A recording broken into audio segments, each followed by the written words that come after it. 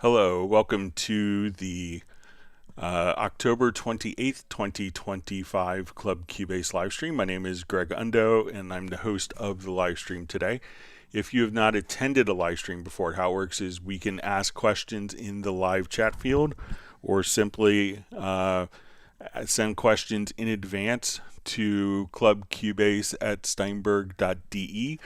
When asking questions, if you could specify which version of Cubase you're running, so if it's Cubase LE, AI, Elements, Artist, or Pro. Also, if we could specify what version number, so if it's 12, 13, or 14, and which operating system, that information is helpful in helping to answer questions. You should have an index.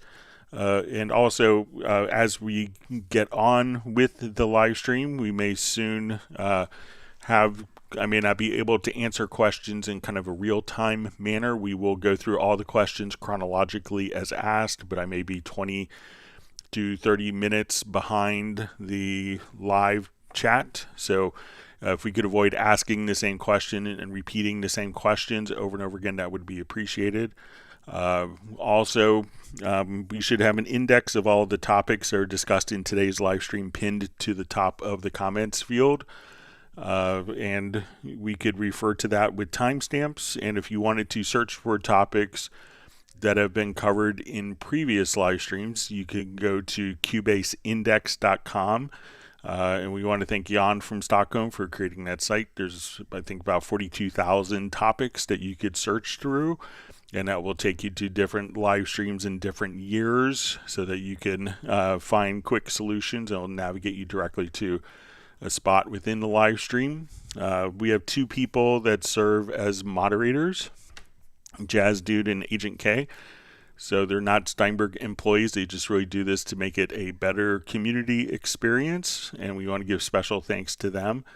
And we will we'll also give a special extra round of appreciation for Jazz Dude for his work with the unofficial Cubase Nation Discord. And that's a wonderful resource of information for the Steinberg community. It's kind of a great collection of links, tutorials, videos, articles that are really beneficial to the Steinberg community. So once again, my name is Greg Undo. I work for Yamaha Corporation of America, and I'm primarily focused on Steinberg products.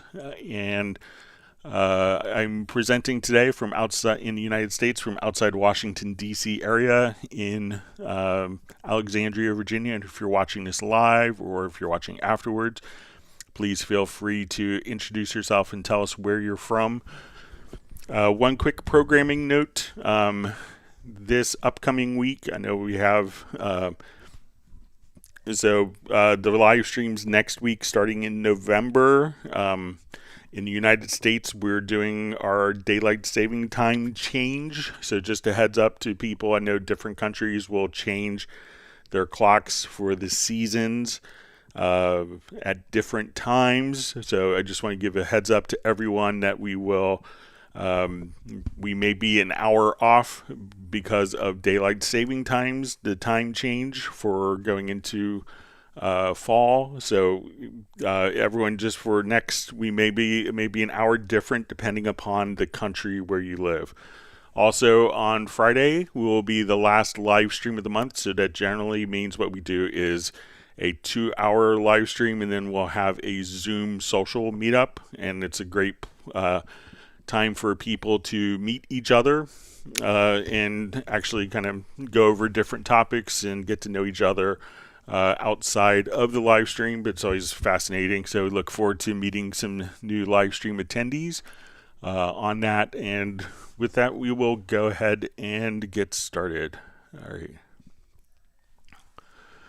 All right, so we have No Beats Official says I'm here first. Andy Schaller just saying hello from southern Germany. He's not the first, but second or something like that. So great to have you both on. We see Benny from Sweden. Okay, we see Vince as Fly V. is on the way to the dentist, but he's watching as much as he can on his cell phone. Have a good dental appointment. All right, we have Nico Thomason. It just says hails from Finland. All right, Matt Elston joining from UK. First question says, hey Greg, are we looking at 15 soon? I'm sure that there's people working on Cubase 15 and Cubase 16, so as soon as it is released, we will do kind of a detailed walkthrough, but generally we don't announce releases until they actually happen, so we don't want to contribute to kind of anticipation marketing. So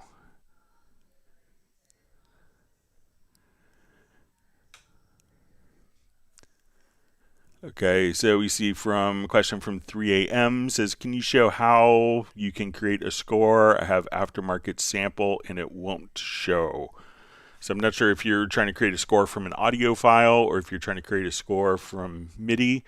But if we have MIDI information in our project, so let's say if I come over here, I will just put in, I'll do a quick step entry and we will enter in some eighth notes here on this guitar track. So when I come over,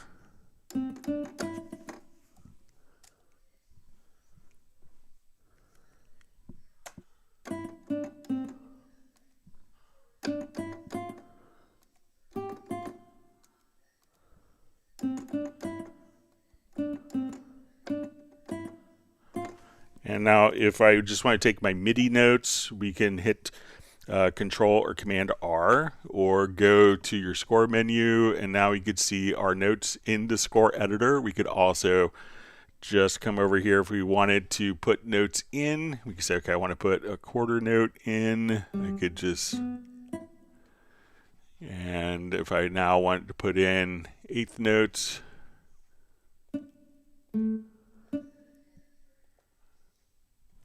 so we can just simply enter in our different notation, our scoring like this. If it is an audio file, so when you say you got a sample, so this is a sample of a guitar.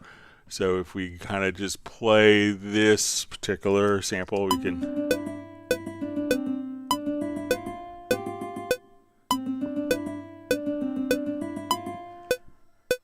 So we can just kind of come over here.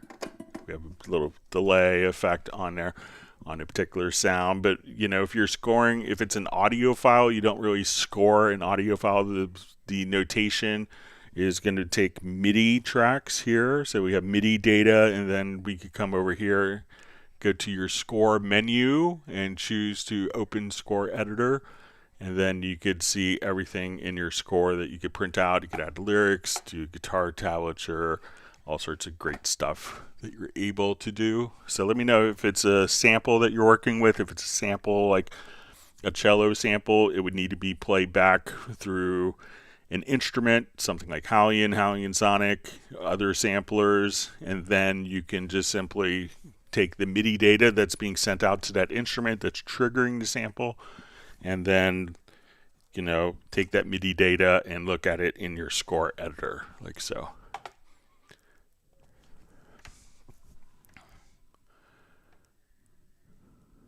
All right.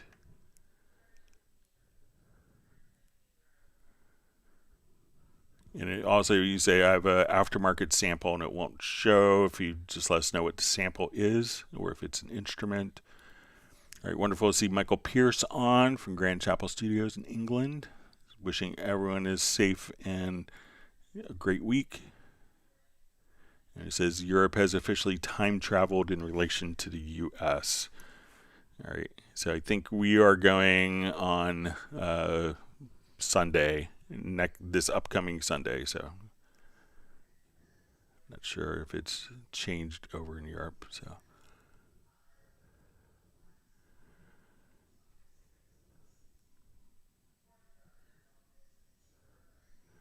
Here we see Germany is changing clocks, their clocks in about 2 weeks.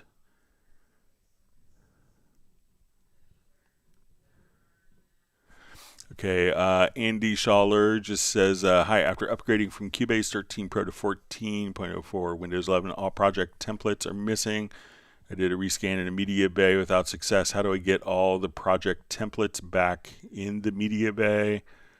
All right, so generally, let's say if I want to create a template, so the templates are generally kind of stored. I'm going to come over here and let's just save as template. We'll call this we'll call it October 28th.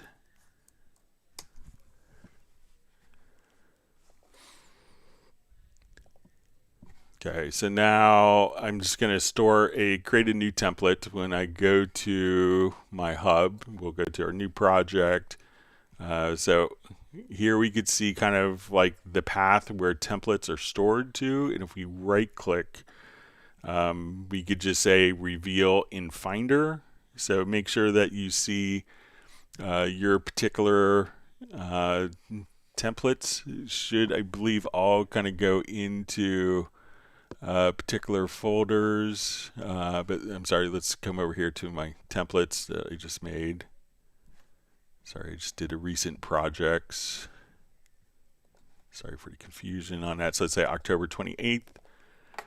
So we'll reveal in Finder. So your templates should be in this particular folder.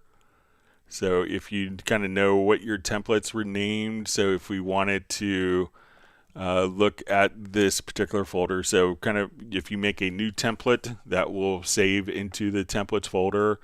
And then if we do like a get info, like on Mac OS, it's going to be in your preferences, Cubase 14 project templates.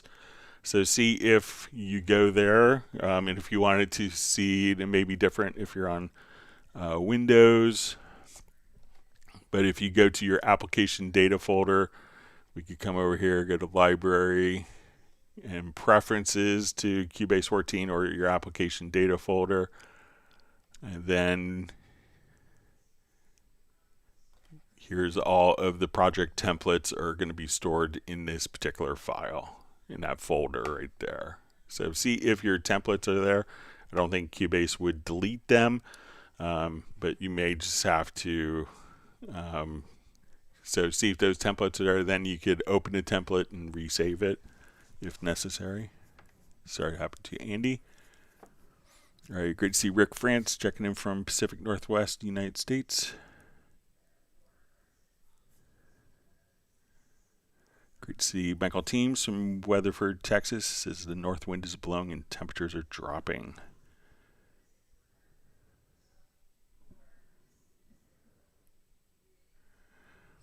All right, Samir Potwardam says, hi, I have a query regarding Cubase 12 or 13 scoring on Windows machine. How to copy preferences to different instruments. I'm scoring for quartet and a chord chart in general. So, you know, generally when we consider preferences, you know, we could come over here and on Mac OS, you'd see it under the Cubase menu, under settings. And under Windows is going to be the edit menu. We would see the preferences listed there. So those are kind of the application preferences. And when you say how to copy preferences for different instruments, I'm just going for a quartet and a chord chart in general. So let me know, like when you say preferences to different instruments. I'm not sure if it's like a preference within an instrument, and if so, if it is which particular instrument. So if you were scoring, you know, let's say we were doing like a quartet, so I'm not sure if it's a brass quartet or string quartet. So let's say we'll do string quartet. So if we want it to come here, let me just do an empty project.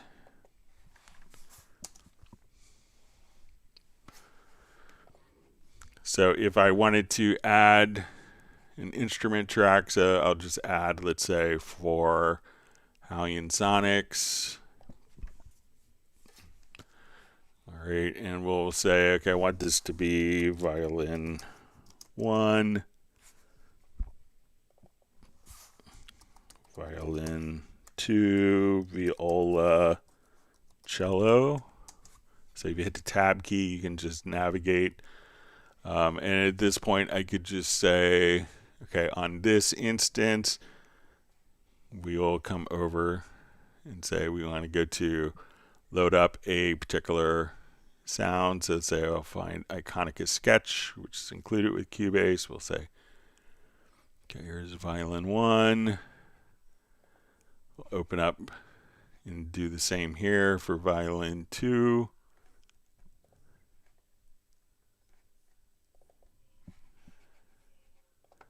Viola on this instrument.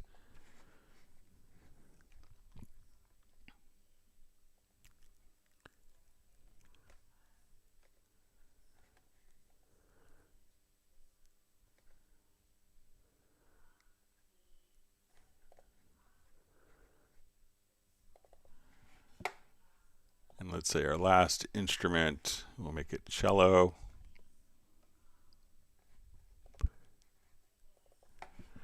All right, so now if we want it to, so I'm not sure if this is what you'd consider like kind of like a, if we wanted to store this, so let's say as we're playing and we have our different sounds.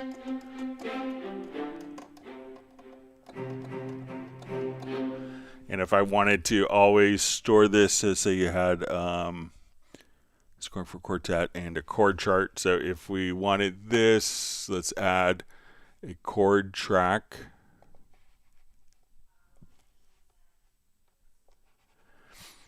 All right, so if we want this always as kind of like a starting off point, so I'm not sure if this is what you're considering a preference, but we could save it as a template. So if we come over here, we go to your file menu and say save as template. We'll say quartet with chord track. Let me just uncapitalize.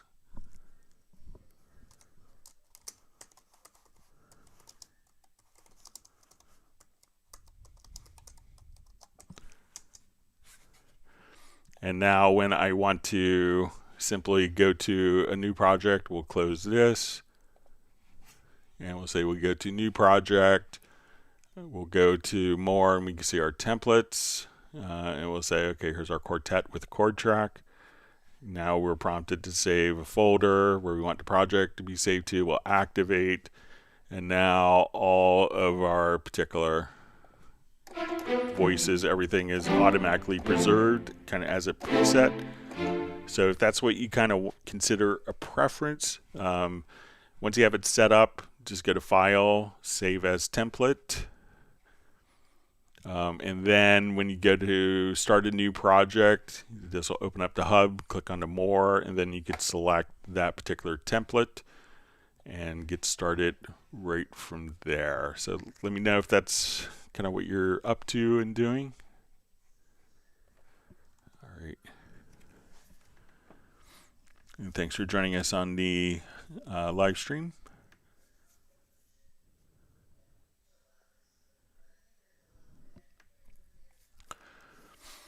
All right, Charlie asks, I have a question on my bass group. I want everything below 80 hertz in mono. Can I do it with Cubase internal effects, or would I need third-party stuff? So if we want it like everything below, let's say we have, I want to do this, and we'll just switch our sounds here to like a bass sound.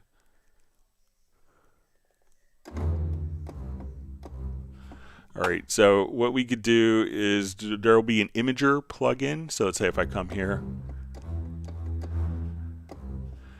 we'll just run this as an insert. So we could just type imager, and this is a multi-band imager. So it'll be, I think, under spatial and panner. All right.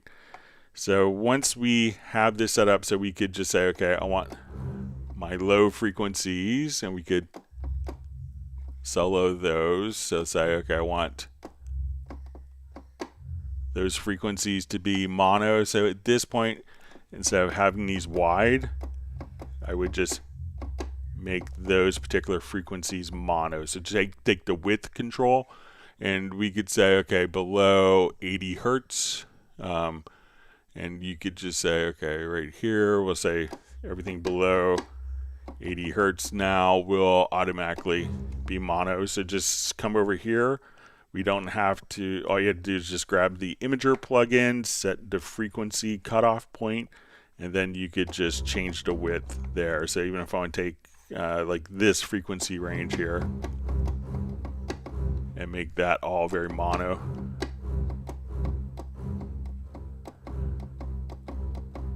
So there we have it stereo, but now I could just so I realize that this is different frequencies, but just so you get an idea of what it's doing. So you use the built-in imager plugin, and you could have 4 bands to kind of work with, and that way your low-end frequencies could be more mono sounding.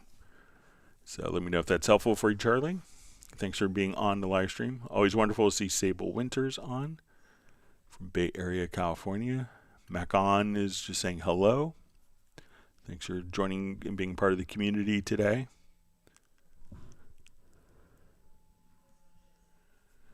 Okay.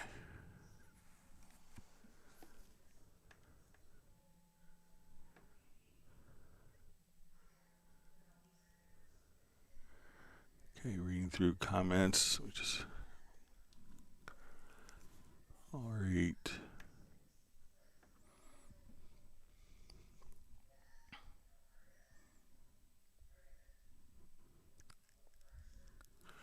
Okay, Rag Roz just says, how can I fade out MIDI file directly? Okay. So, generally if we have audio information on a particular track, so let me close this out. Let's activate this.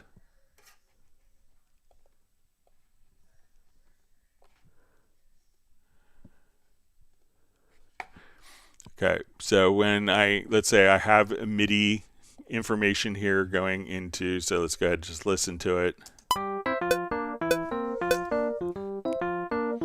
All right, so MIDI parts, we don't necessarily have handles like we see in audio parts. So our audio parts, we could just do fade in and fade out directly on the events, but it's going to be different because MIDI information is different. So if you wanted to do a fade out, one is you could open up the automation line, the automation lane, just by clicking here. We can just come over once we have the automation lane open. I could grab this particular tool and just say, okay, we want to fade out. So as we do this, and this works for VST instruments because the audio is automatically integrated. So we can just kind of fade out like so, or if we want to fade in, we come here, and then as we look at this, we can see that our fader. So we could do it like that. Now, another thing that you can do within MIDI, there's a MIDI continuous controller. So if we go into our editor, and there's a dedicated MIDI continuous controller, CC7 for volume. So let's say if we come here, I can now just draw within the event itself and say, okay, I just want to increase my volume here. So as we do this, so this is handling it by MIDI messages. It's not necessarily tied into our audio mixer. So, but MIDI, you would just need to, one, if it's a virtual instrument, you could just do your automation, and you could just or automate the fader. If it's MIDI that's going out to like an external instrument, that's probably not going to work depending where its audio is being sent to, and you could just have the MIDI volume as MIDI CC7 written within the particular event. So let me know if that's helpful for you.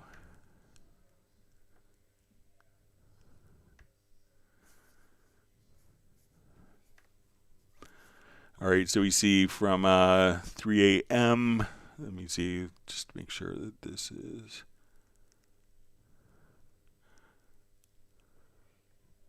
about to sample. I just want to confirm. Okay, so all right, so we see from 3 a.m. says it's already a made sample from Ghost Shack. So is Ghost Shack kind of the player that's actually playing that sample? So is it an instrument, like something like, you know, we have Halion or Halion Sonic that plays back samples, or Groove Agent, which plays back particular samples. So, you know, once you have, you know, that playback, any MIDI information that's being sent to that instrument. So I haven't heard of the Ghost Shack instrument. I'm not sure if it's a sample. They make samples for instruments like Contact or Halion or other samplers, or if they have their own sample engine. But once you have MIDI data in your project, you can just come right over here, and then as you have MIDI that's going out to the whatever is playing the Ghost Shack samples, then that MIDI information will automatically, or even if you don't have it going out to any sample, it will automatically just take that MIDI data and convert that into notation using kind of the Dorico engine for notation.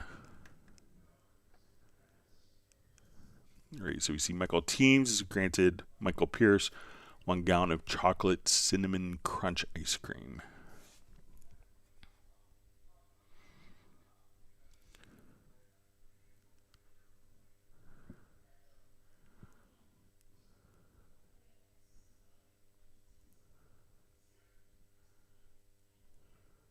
Okay, sorry, my chat field just jumped.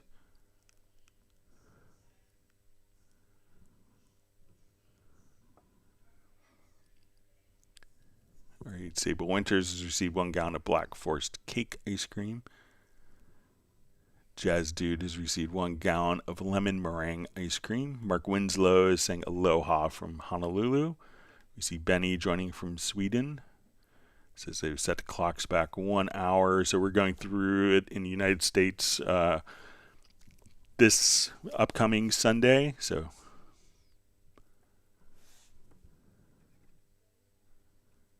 we'll probably be in sync with other countries maybe after Sunday.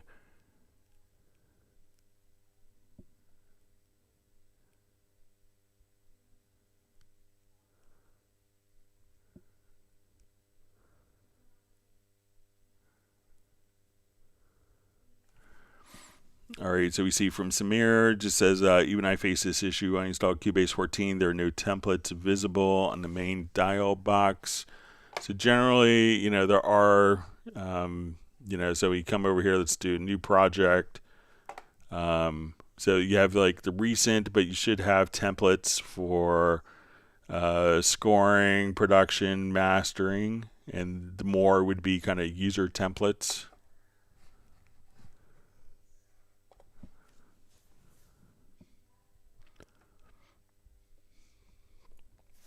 All right.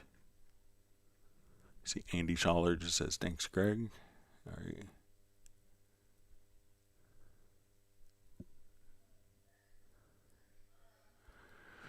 All right, Rashab Saxena just says, Cubase sampler has monophonic mode that cuts the previous note. How can I enable monophonic mode in Groove Agent? My one-shot samples overlap. All right, so let me just come over here.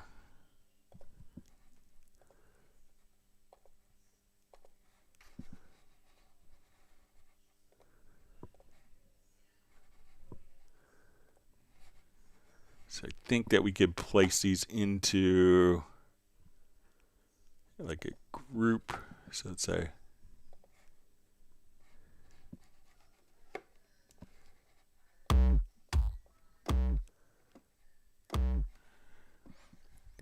okay, so let's see if I can remember how to do this, but so we want only, let me just reread. Okay, it says my one-shot samples overlap, so let me just... So I think if we place these all into a group, Let me see if I remember how to do this. It's been a while.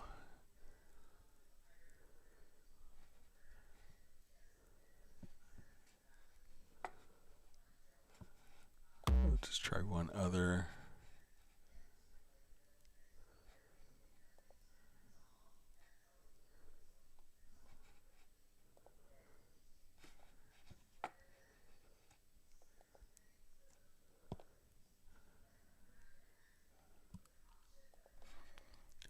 But there is kind of a, like, it's often used for hi-hats, so that we can't have like 3 different hi-hat samples at once. All right, let's just set my polyphony here to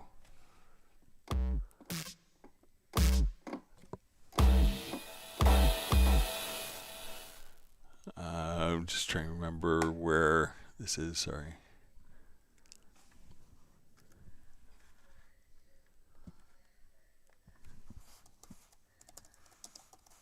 Just see if I can do a quick search for it.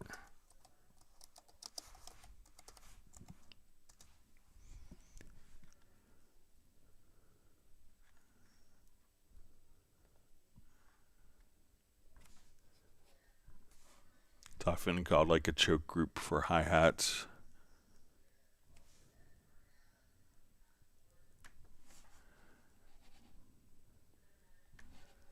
Okay, so let's say we have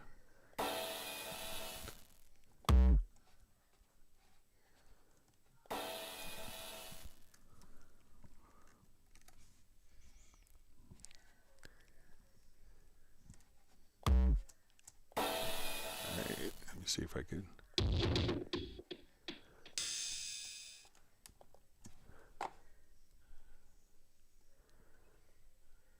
Okay, so maybe here exclusive. I'll say in group 1. So let's see if I play this. So let's say. All right, so select all of the pads here that are used in. And under the instrument to main, you'll see this exclusive. And once they're in an exclusive group, as soon as I play this sample, it's automatically cut off as soon as another sample comes in. So this way, it's automatically kind of in monophonic mode. So as soon as we hit, that will automatically cut off the other notes. So give that a try.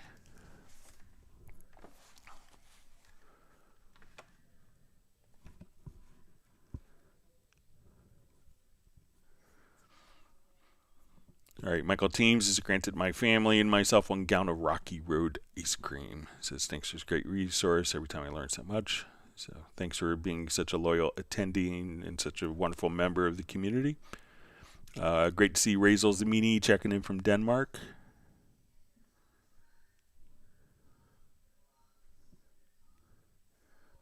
See, Jazz Dude says that, you know, they changed their time back 1 hour last Sunday. It's totally confusing. Yeah, it's always is fun on international meetings. I think I've told this story before, but one time when I was traveling to Germany, I flew over Saturday and landed Sunday in London on a layover, and it had daylight saving time change there.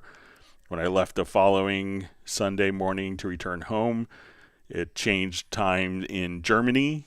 So it's always fun not knowing the local time zone changes for like a 6 a.m. flight.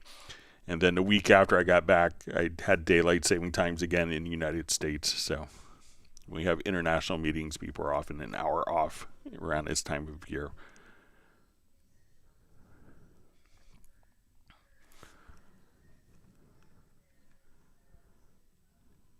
Okay.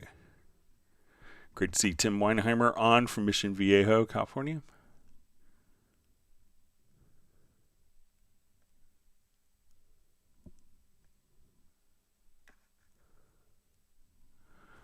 Okay, so we see it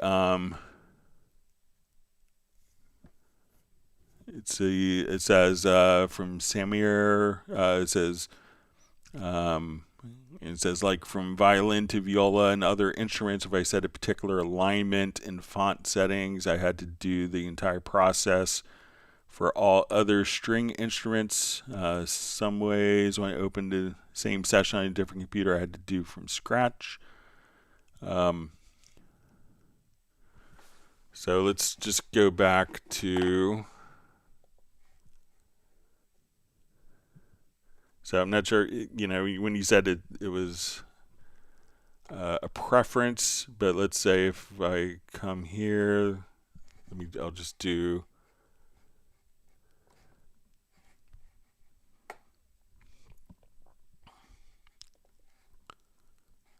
Let's say our quartet with a chord track.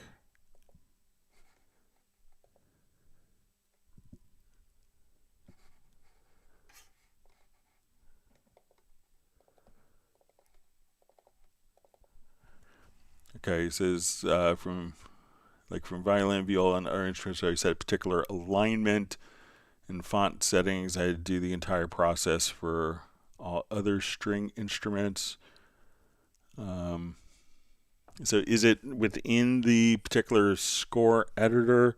So let's say if I want to select these and we go into our score editor, so we can see that our font is going to be the same, and alignment. So let's say if we put in, I'll just put in different notes here.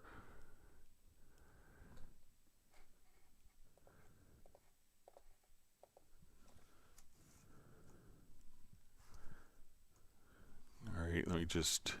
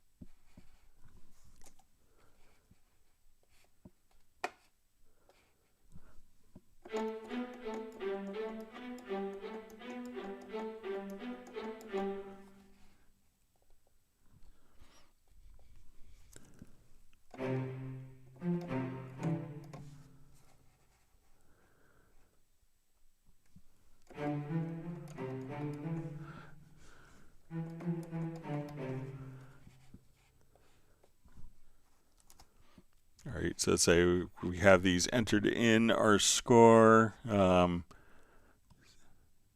I set particular alignment and font settings, so, you know, if we come over here, we could just say, okay, we go to like our score settings. So if we had switched our font, let's say to Leipzig. So if it's a music font or if it's going to be, but all that should be preserved in a template. So I'm not sure when you're saying aligning, like what is aligned with that. So maybe if you give,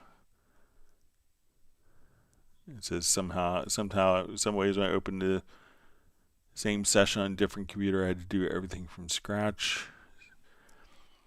So if I save this,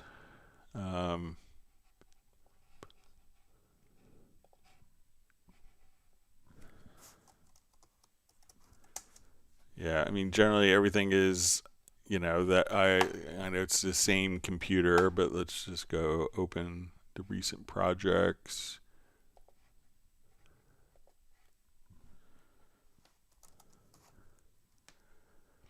So, but let me know if it's a music font, a text font, and if you're doing it in the score editor, but I think everything else kind of works as expected on my end.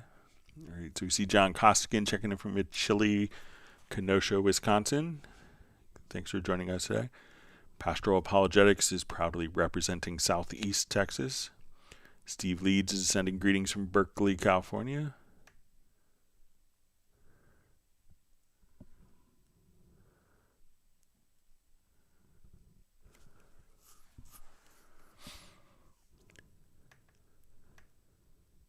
Okay, so we see from Sven, just says, I find web versions on a release notes very handy for quickly checking what's new and updates. I've only found them for Cubase and window and speculators. Any chance of getting them? Geez, so let me see. Any chance of getting release notes for other programs as well? So let me know, like, if there's a particular program. So let's say if we wanted to go to, like, let's say Halion. So it's one that you didn't list, or so let's come over here. Let's get to our download assistant. So let's say we'll see if we can find it for Halion or Groove Agent, which I think.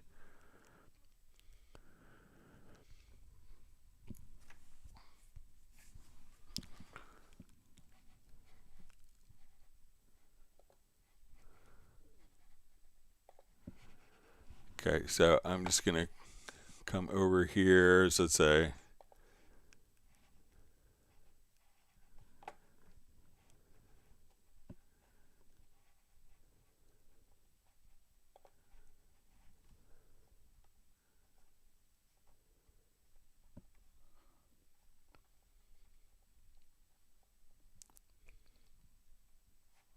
So let's say Halion 7.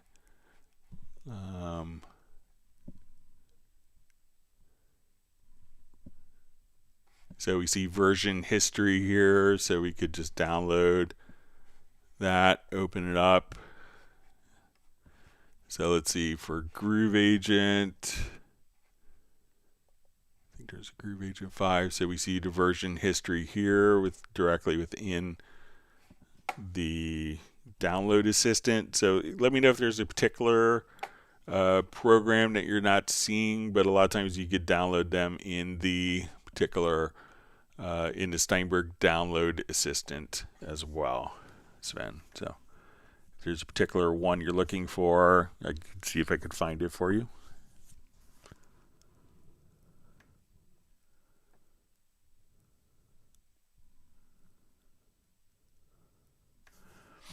All right, Drowsy Eternal says, hey, is it possible to install Cubase 14 on another drive instead of my C drive program file? I think that Cubase is always will want to be on the system drive, and I think that there's technical reasons for that. Usually Cubase isn't that large of a program. And it says also with my VST instruments, loops, and samples, all to an external drive. So if we come over here, let's go to the Steinberg Library Manager. So all the content, which is kind of the vast majority of the capacity being used for storage, what you could do is just simply within, so you see all of your Halion sounds, all your Cubase Nuendo sounds here. So as we work with this, you can say, okay, I want all of my Halion sounds. So I'm going to select all of the particular sounds here. And if I want to do this for multiple instruments, I could just click just directly here to the left of move, and I could do this for all of my Cubase Nuendo loops.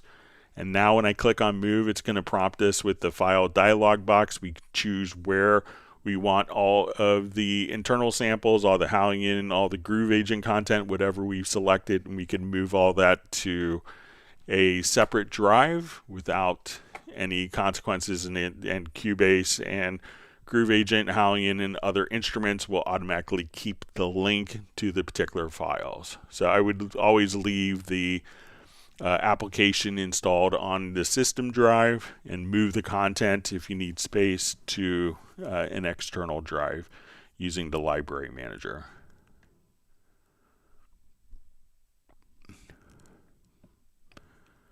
All right.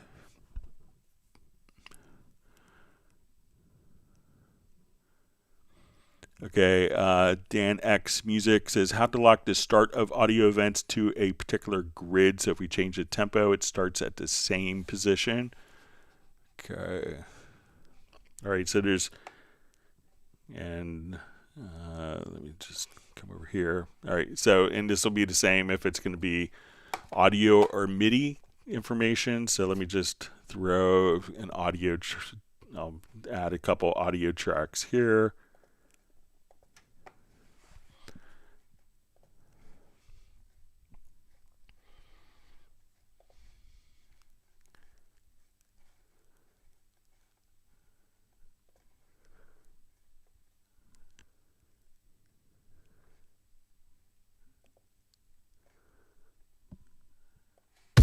All right.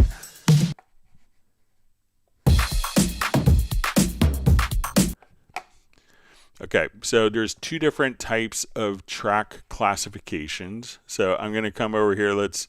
I'll put these. We'll start both of these. Let's say measure 7 here. Okay, and I'll just turn on my snap.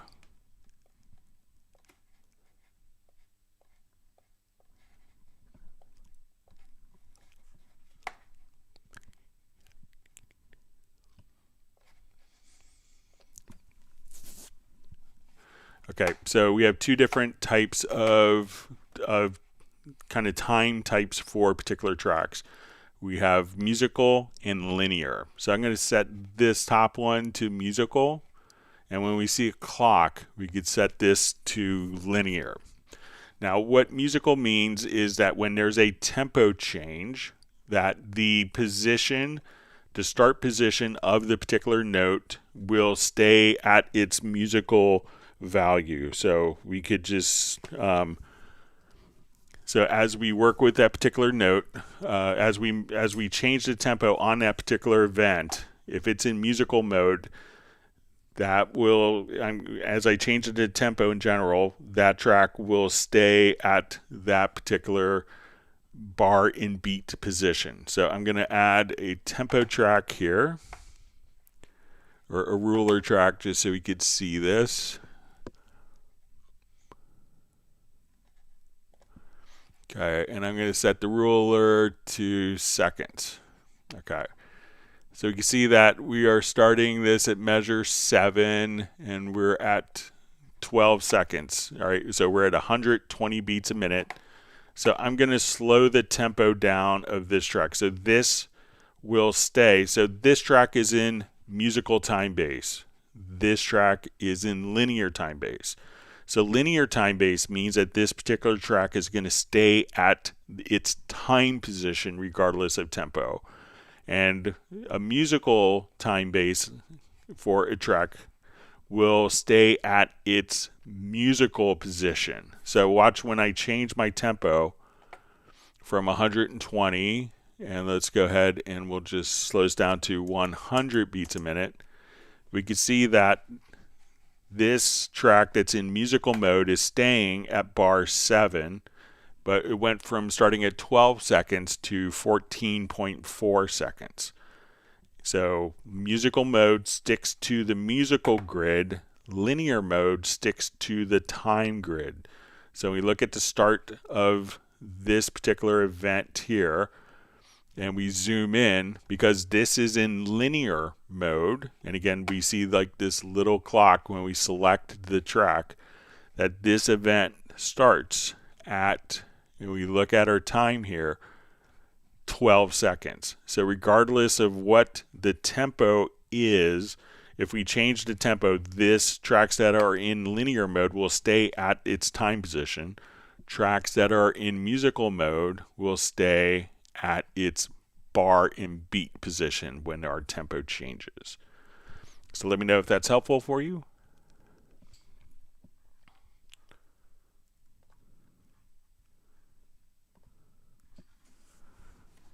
Great.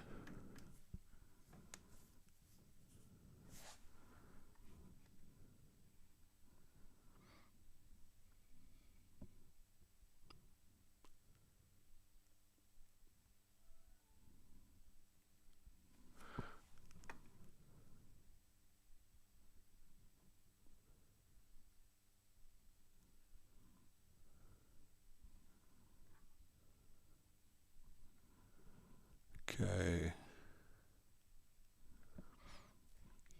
All right. right, sorry, my chat field jumped on me. All right.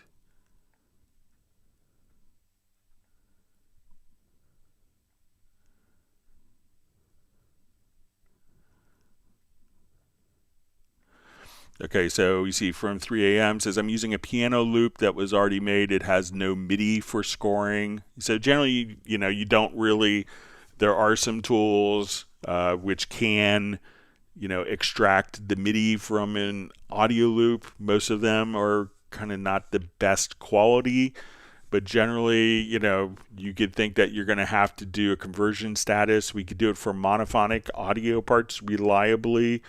Some other programs, if you had Melodyne, you could break it apart, but it's still a bit iffy on I would say the quality is not so great, so maybe able to break it apart, but there's always going to be problems with it. But generally, you don't really do notation of audio. You'd have to convert it into MIDI, and then from MIDI into notation.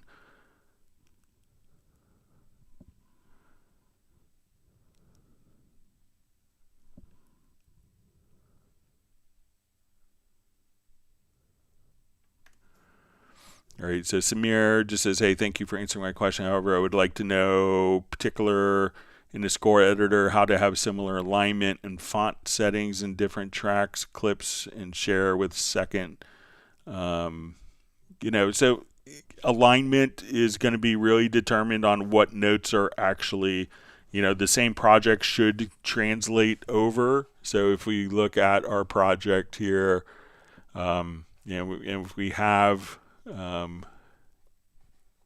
still have it. So if I open up this particular project, it should open up identically on any other version of Cubase once everything's been set up. But the alignment may change if I'm over here and let's say we put in a whole series of 16th notes here or 32nd notes. We fill this measure with 32nd notes. That alignment is going to change based on the content that's within the particular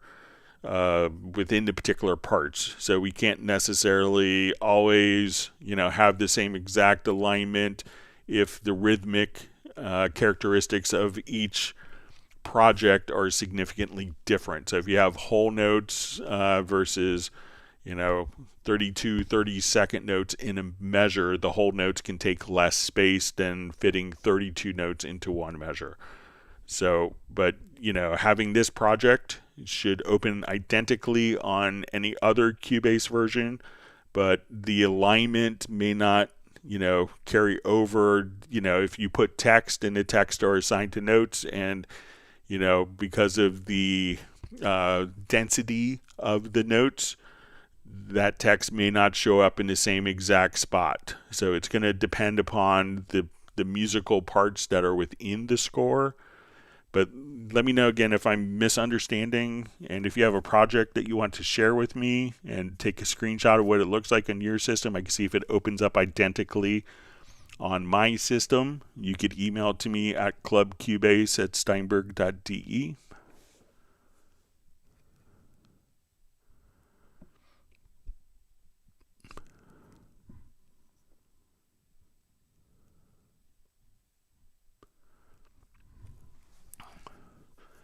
All right, so we see Dan X Music says second question, how to create a duplicate track without events being copied.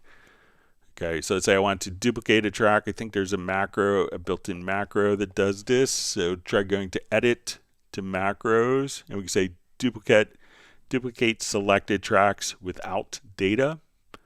And then you could just simply do it like that. So again, select the track that you want, go to your edit to macros, and this is a standard macro that's included, and we'll say duplicate selected tracks without data. And there you go.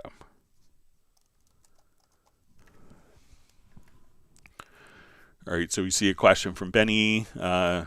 Is it possible to have to save a brass with say 4 instruments and be able to load it into new projects. I don't have to do it for each song with instruments from different programs.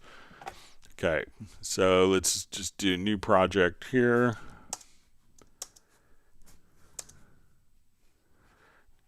All right, I'll just do an empty. Sorry about that.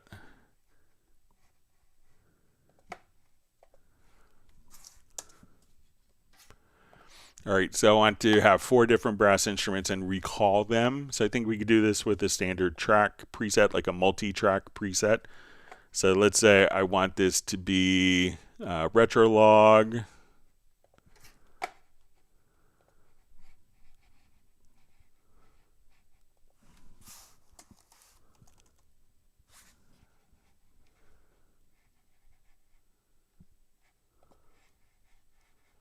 Okay, so let's say we have this. And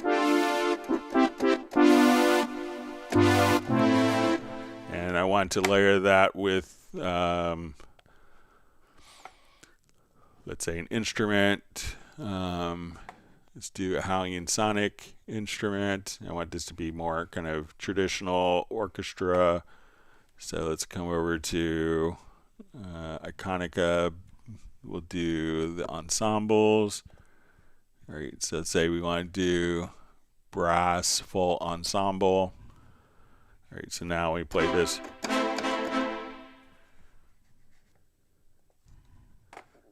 All right, so if we layer these two together.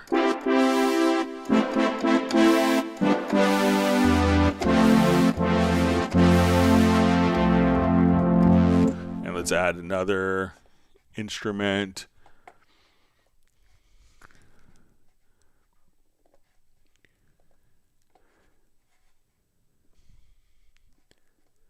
And let's just say we're looking for, we'll get hot brass here.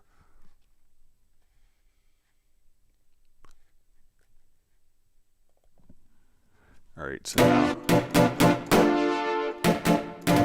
so now if we layer all 3 of these together, let me just try a different one here.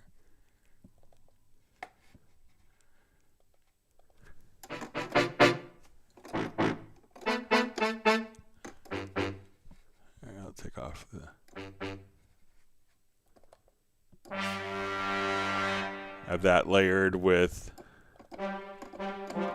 and then with the synth brass. All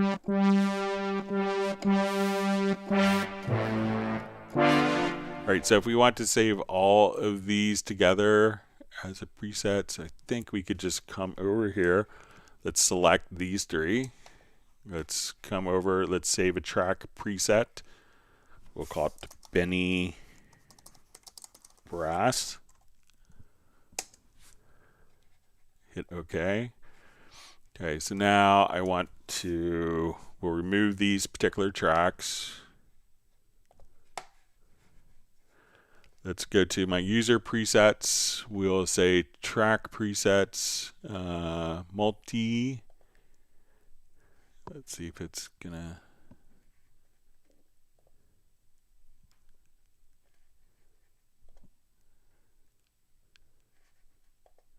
May have to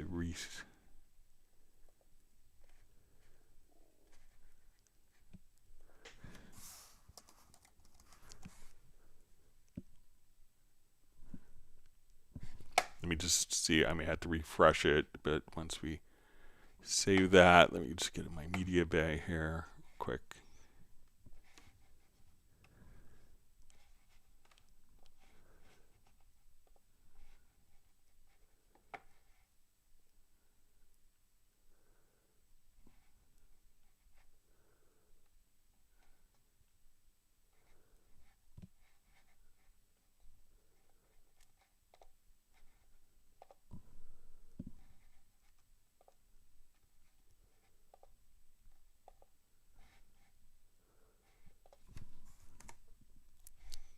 All right, so we see our Benny Brass preset here. Let me see if it's now shows up under here. So, all right, so we see our Benny Brass. So now I just drag this preset over, double click. Now all 3 instruments will be opened up. So we'll have our brass here, and then we'll have our brass section.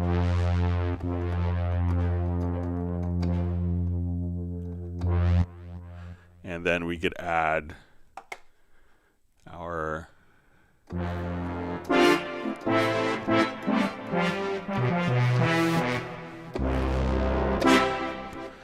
so again, just simply save these as save it as a track preset, and then your track preset can be accessible from right over here. So let's say we go home, we go to user presets, and we will say track presets, multi, and then you'll see your Benny Brass, double click, and all your instruments will be loaded up as one single entity.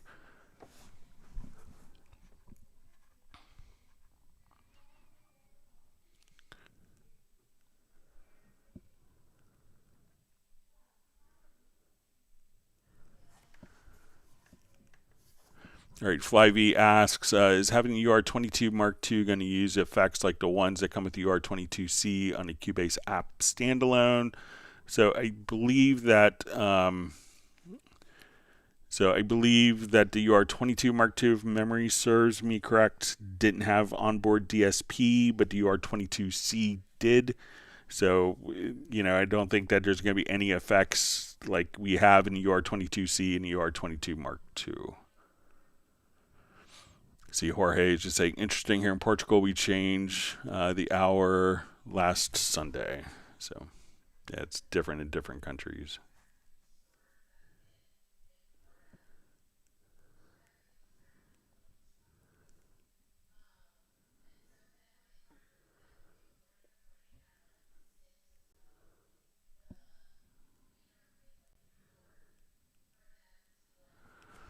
All right, Rashab Saxenis says, I'm using Groove Agent to chop my samples. In that case, I want to trigger the whole sample in one click. Also not overlap if I play another chop, just like Serato's sample. All right, so let's say we'll open up an instance of Groove Agent here.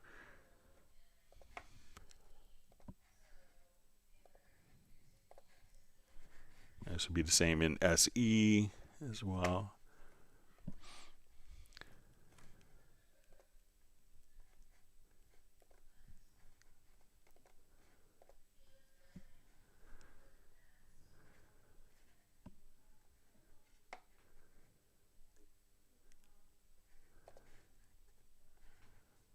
Okay. That's fine. Maybe all right, so when I drag this over, all right, and then what we want to do is to slice, so we'll create slices. So now, so if we select all of our different pads here,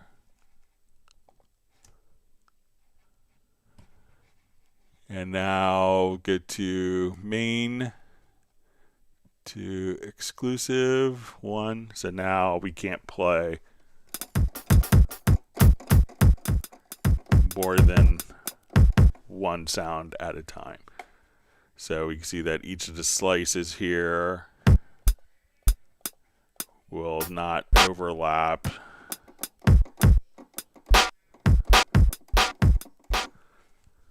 So let me know if that's what you want to do.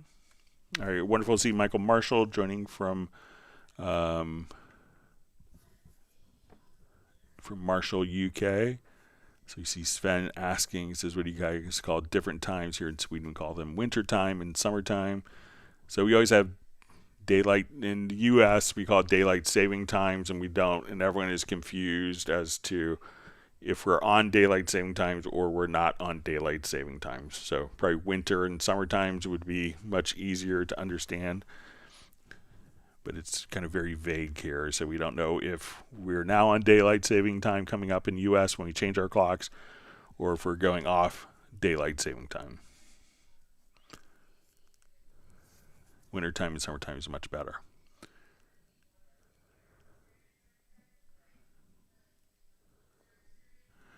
All right, Dan X Music says 3, how to select an event and paste in a mouse cursor position irrespective of the playhead position.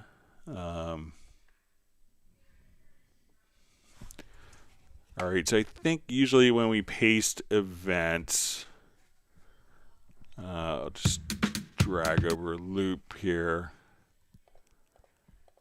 That if we copy this and when we paste, it's going to, so it's copy, and now when I paste, it's going to be pasted at the particular based on the cursor. So if we undo that, so let's say if we have,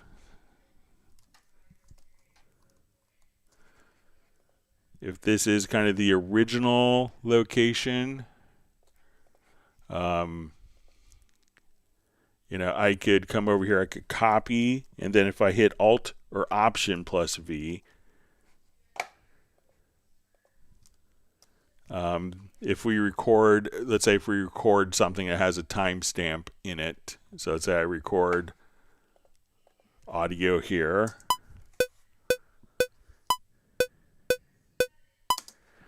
and let's say I come over here, I could copy this, and let's say now I want to Alt V, we could paste it at its origin. So if we move this, let me just add in our audio track.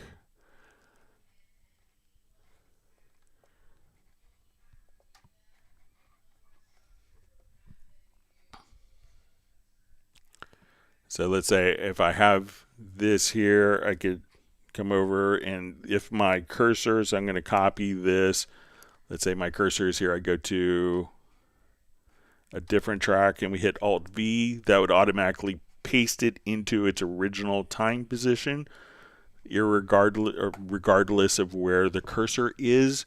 So we could kind of paste at origin. And then I think, let me just, but usually, the paste isn't going to like randomly go somewhere, so you could do it based on cursor. I mean, you could always duplicate events as well by holding down Control or Command plus the letter D. But usually when we paste, and I'm just going to reread.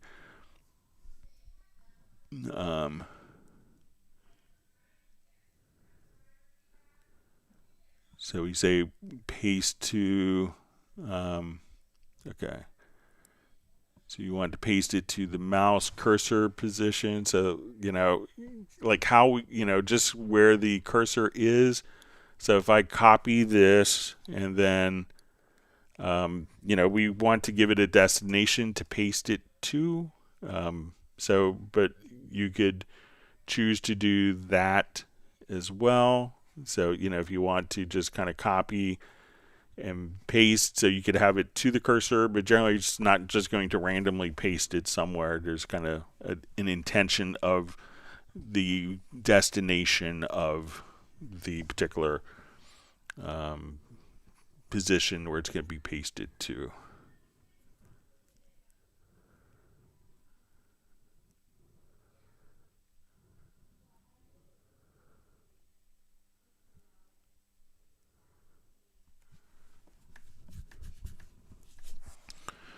Okay, so we see from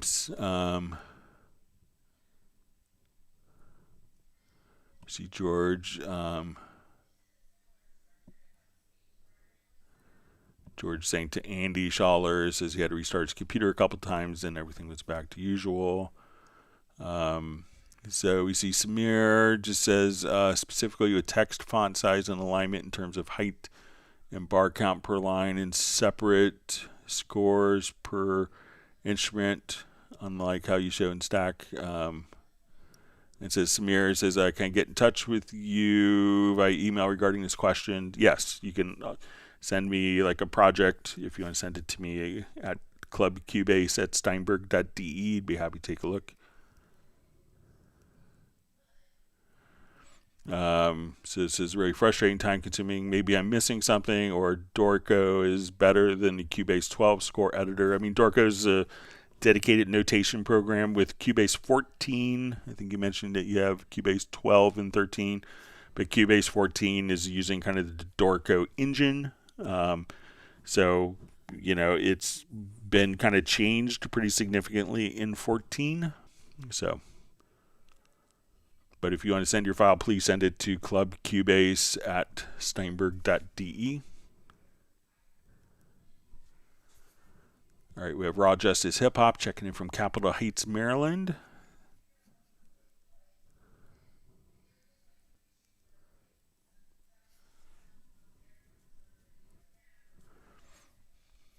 All right, so you see Andy just says, I've tested everything in Cubase 13 Pro. I have a lot of templates. After upgrading 14 Pro, everything is gone. Do you think it's possible to copy it from 13?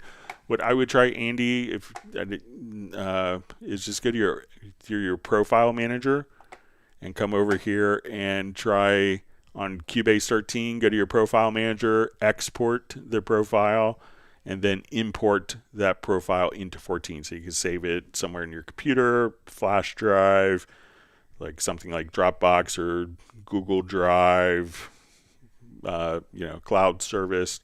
And so, but export the profile manager from 13 and import that into 14 and see if that does the trick.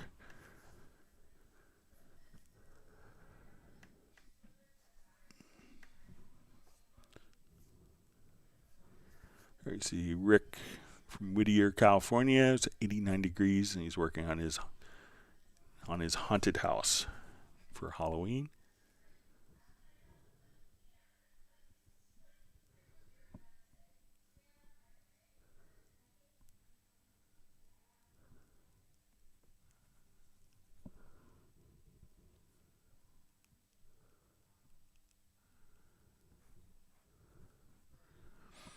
All right, so we see from Sven about the release notes, says yes, he knows they're downloadable. It's so great. The ones I listed is that they are presented as web pages. I got them bookmarked in Safari for quick access. So let's see, let's see if we could access them as websites. So let's come over here. We'll say Cubase version history.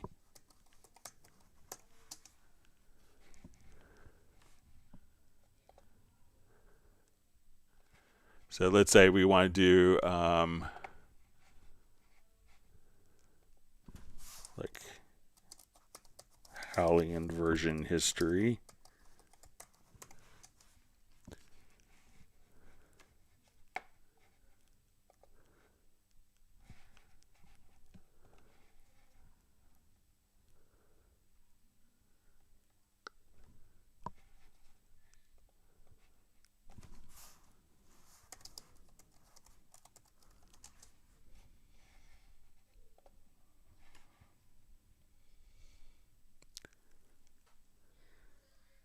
All right, so here's the version history as a PDF. So I can see some of them may not show up as web, but so you may have to download it as a PDF file. I could collect them if you want me to in the next couple weeks.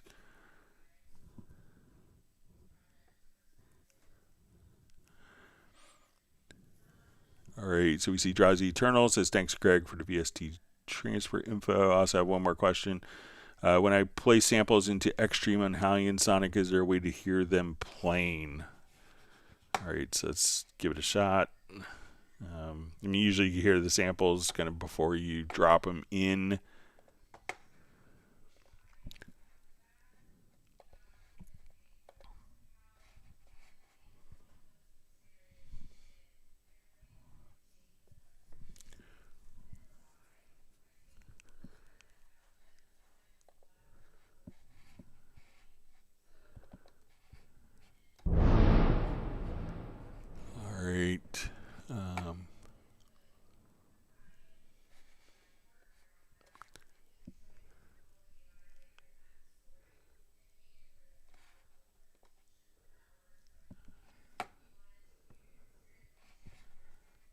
right, so let's say we have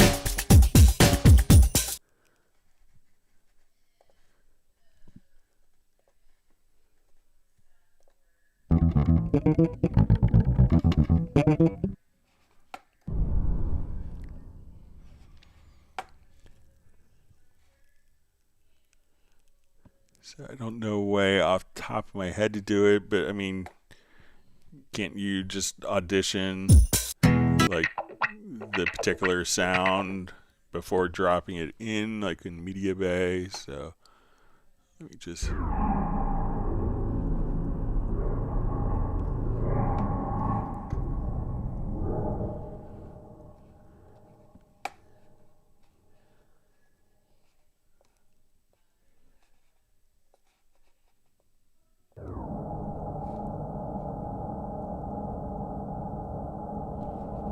Let me see if there's maybe I can.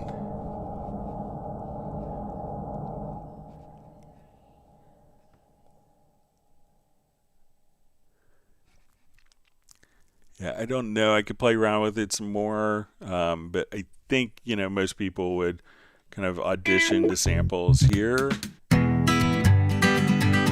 then drop that in and be able to kind of work with it like that. But I'll play around with it, see if I can find an answer for Friday's live stream with that. All right, so we have Stefan joining from Sweden. Thanks for joining, being part of the community today.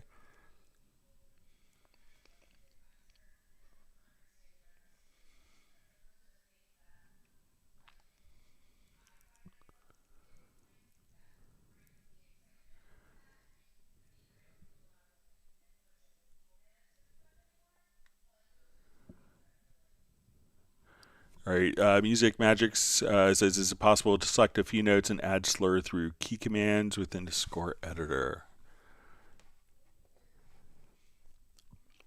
So sometimes the key commands are going to be like slightly different. I'm not sure if there's key command for a score editor, because when we have a function in Cubase, it's often kind of globally set up for different.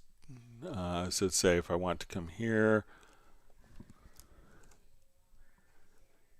I mean, I could. I know in Dorico you would just hit S, but let's say if I just come over here, so let me just see if there's key command for slur.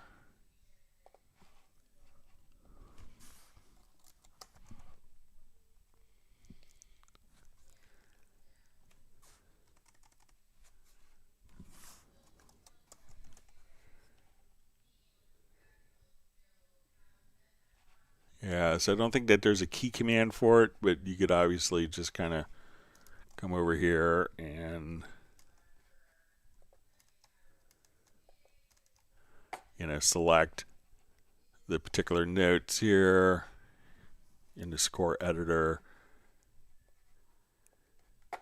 and just put your slur in like so.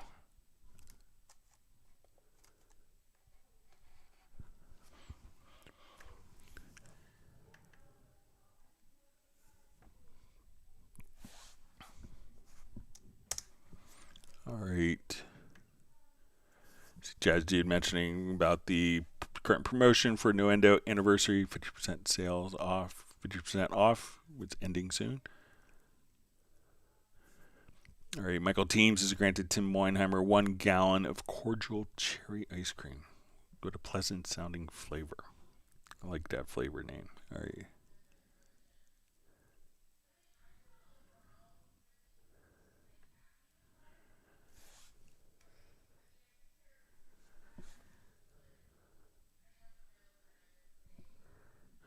All right, Music Magics says, is there a way to select the highest and lowest notes within a performance? Secondly, are there ways to select all the sub positions within a MIDI performance? So I'm not sure what you mean by sub positions, but let's say here I want to take, we'll adjust this.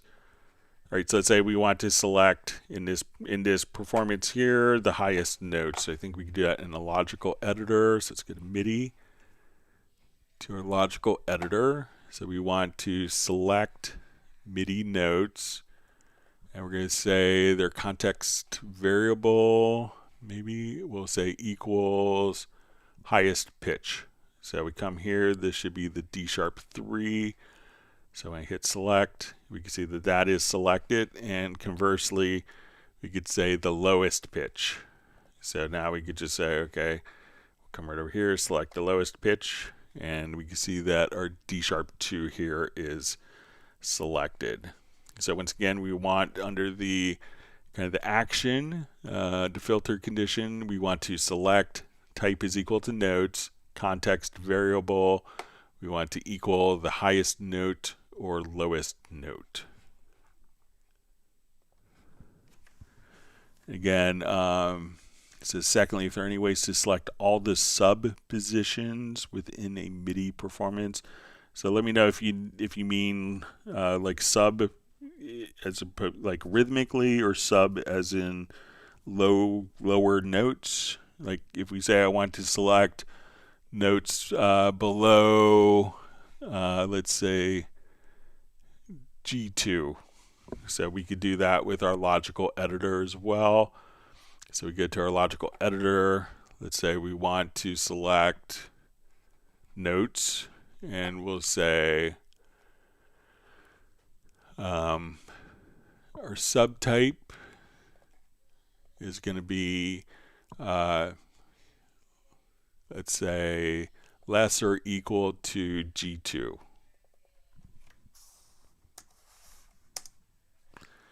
So now I could select all the subnotes below a particular frequency or a particular note. So let me know if that's what you mean by subnotes, or if you could clarify that. I could probably help. I'll try to help.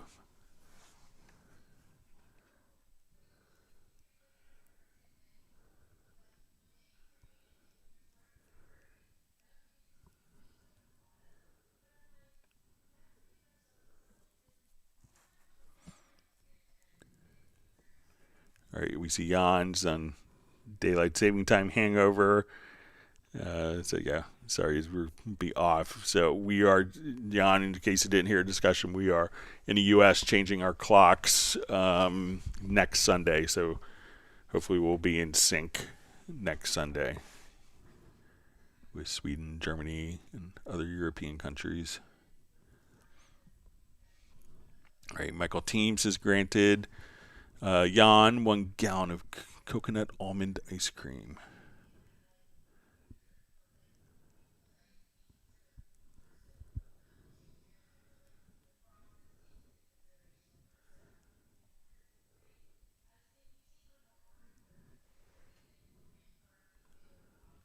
All right, great to see Uno Memento. Just joining late because of daylight saving time. So we'll be back in sync hopefully next week for most people.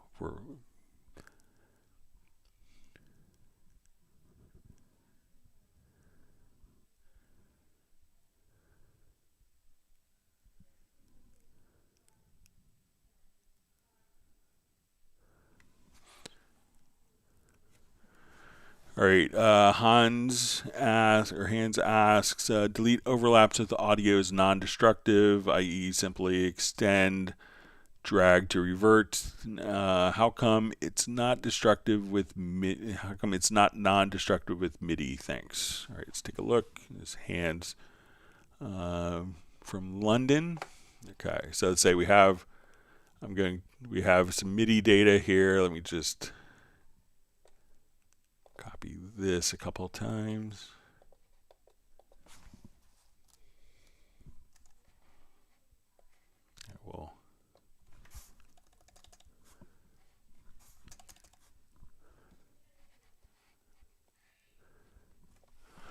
Okay, so let's say if I come over here and we do, let's say I go to my preferences and we have delete overlaps enabled here under editing.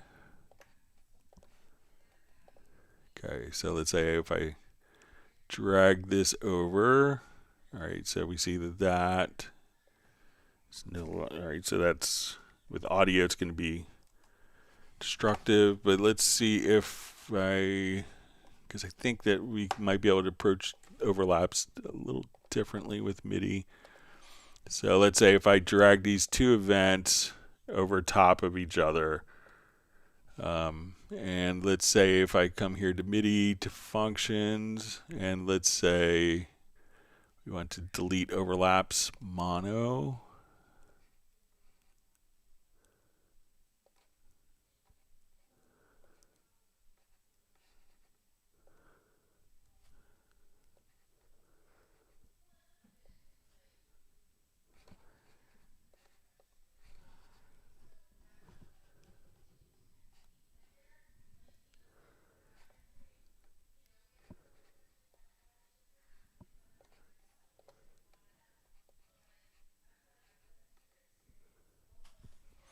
So I think when we do like a delete overlaps from the MIDI menu, let's see if it's still gonna play. Let me just activate this.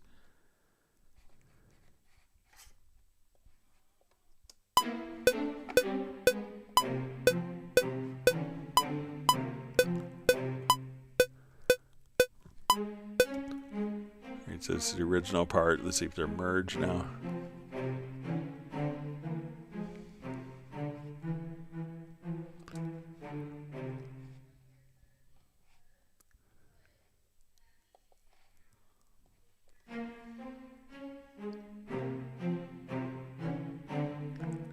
They're both still playing.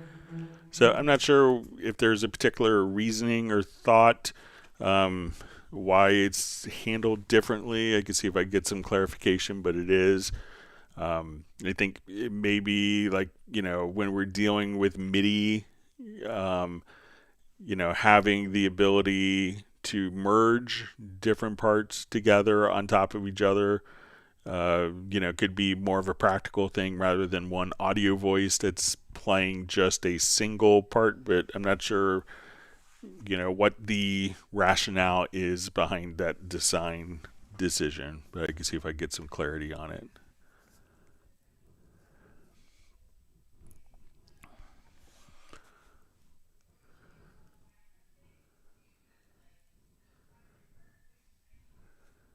All right, Michael Teams recommending everyone check out the Cubase Nation Discord.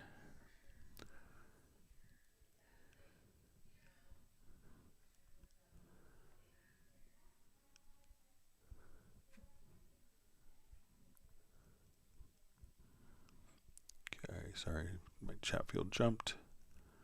All right, I think I'm back where I was.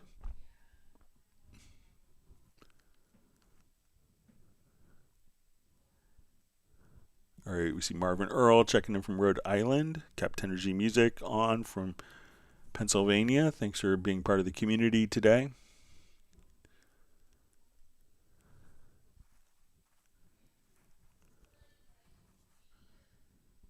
All right, and we have VS Terranova joining from Amsterdam. We see Balsa joining from Montenegro. Tries the Eternal says, thanks for extreme answer, Greg. I'll keep trying too.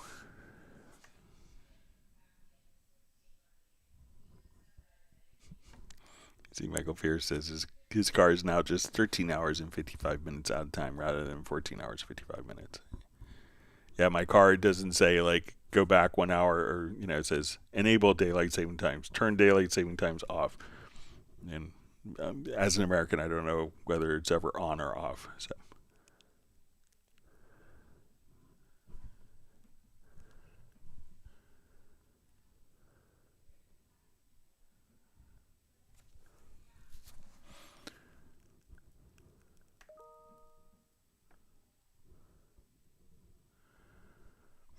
Okay, so we see from Music Magic says when all the highest and MIDI notes in a performance. Okay,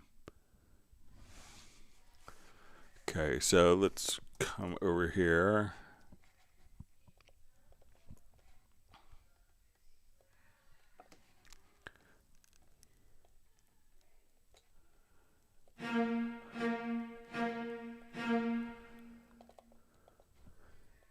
Okay, so let's say we want to do, not sure if it's, let's say, so we have multiple A sharp twos in this particular performance. And now what we do is, as we come over here, let's go to our logical editor.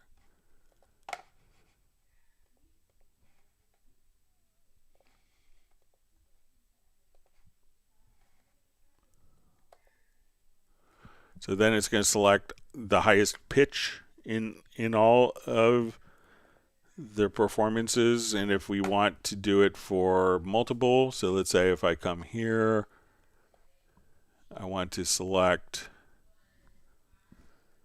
so I'm not sure if you want to do like multiple parts,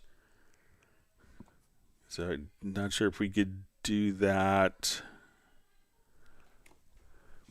All right, so let's say we have multiple parts here. Let me just switch. All right, so let's say we have the A sharp 2, but we have D sharp 3 here. So I think it's going to know the logical editor. Let's see. If we have both of them selected, we may have to just kind of switch between the two. So let's come over here. So let's say, so I think as we do this, so let's run the same logical editor preset.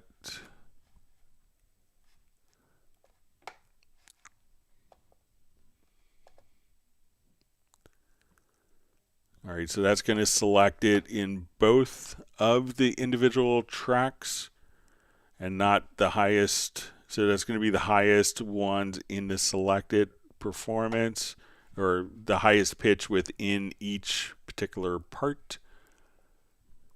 So that would be for the cello and for the viola voice. But let me know if you want to select multiple parts and have, you know, like just the highest parts of like 4 parts that are selected concurrently. And then we see I want and a further clarification. It says rhythmically I want to select all the second 16th notes in my performance. All right, so let's come over here and I'll just enter in some 16th notes.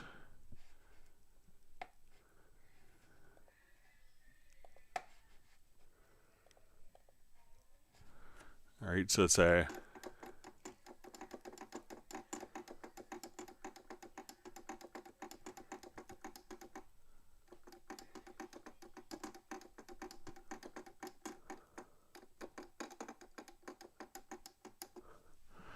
okay, so I want to select notes that are on the second 16th. So if we go to our logical editor and we go to setup, we want to select notes, and then what we want to do is select their position. So we're going to choose position, and then we're going to say it is inside bar range. Okay. And then what we want to do here is just say, okay, I want, we'll say 2.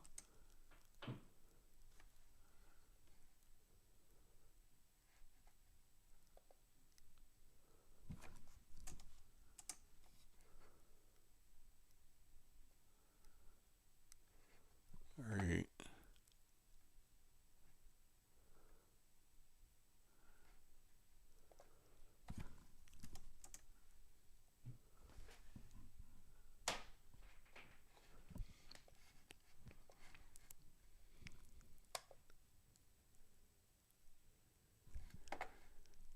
All right, so that would select, all right, so let's come here, let's make it 1.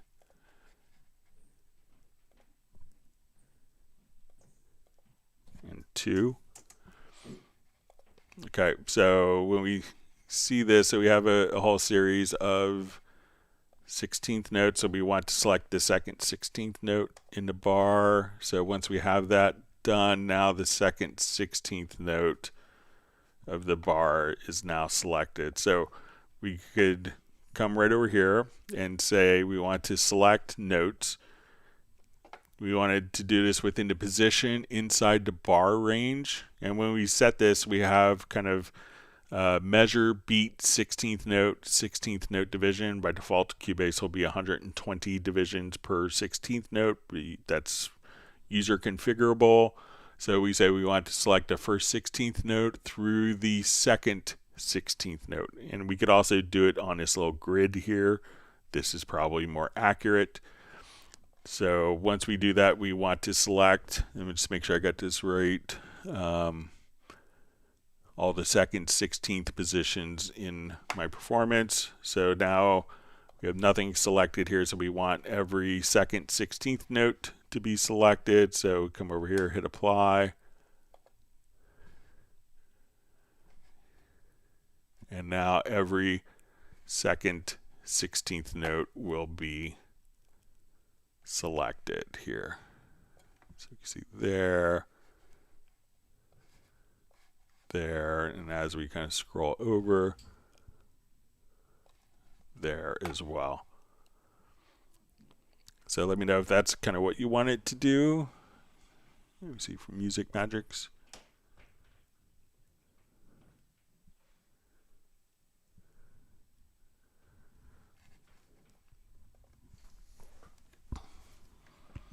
Let's see, Michael Pierce just talking about the time on his card. He's just translating the time in real time. So I had a boss that was always, refused to wear a watch and didn't live by times, which is always cool until you're actually trying to get flights together with him. And he's like, what time is it? Are we late? It's like, yeah, time for you to get a watch. So.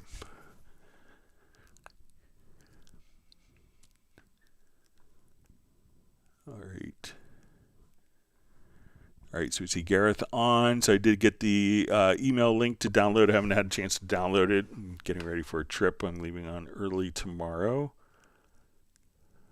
But I did get the link. Thanks for that, Gareth.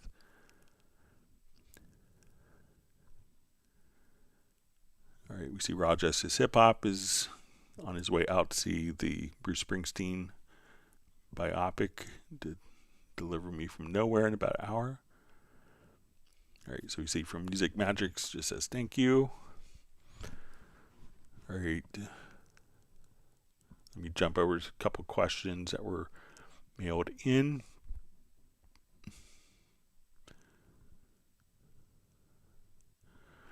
All right, so we had a question. It says, Dear Greg, this email requests information on creating a video tutorial. The tutorial should explain how to record in Cubase without a metronome. Should also cover tempo detection, the warp tool, applying tempo based on effects. All right, so let's say I want to just record some drums. So we'll just I'll record something without a metronome. And then we want to do a tempo detection of it. So let's come over here. Let's do new project. We'll make it empty. All right, and I'll just set up a quick Groove agent, and we will route that Groove agent kit to audio, so we could do both audio and MIDI.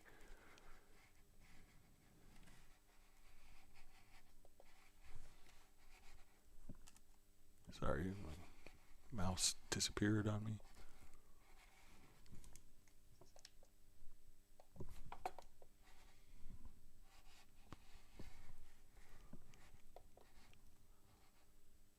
All right, let me see if I can get my mouse to work.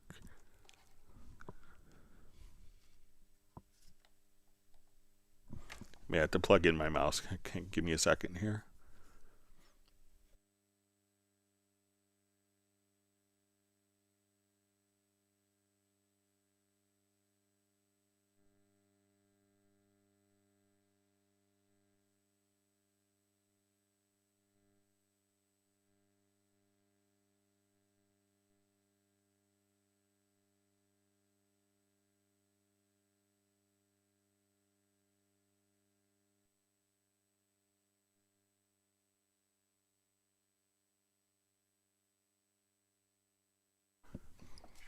Sorry, I forgot to charge my mouse. All right, so let's take a look at this. So I'm going to just load up a quick kit.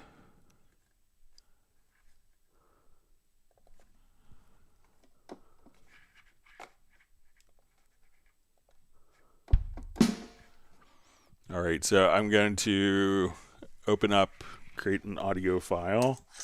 Sorry, my mouse is now tethered to power. All right, so to add an audio track, I'm going to set its input from Groove Agent. All right, so I'm just going to randomly hit record and play. Turn off my metronome here.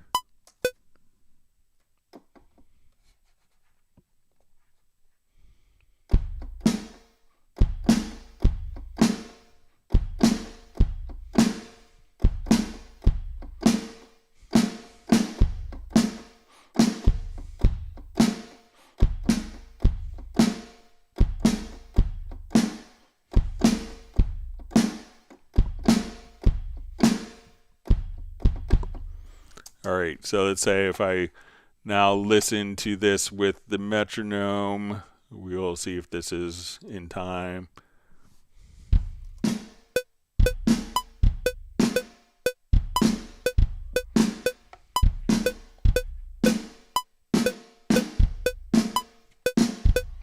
All right. All right, so it's not in time. So what we want to do now, so we have a recording. So we record it without a metronome. It should cover tempo detection. All right, so if I want to now come over to this particular drum file, and we can do it for the MIDI or audio, I will come over and let's go to my project menu, and we will choose our tempo track to tempo detection. Let's analyze. So now when we do this, our metronome,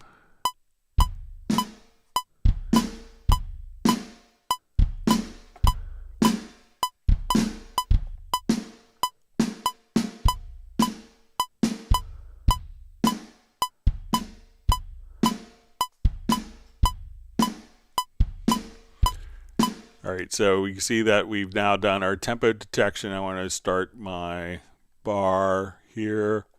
So let's say we're at 4/4, so when we listen to it,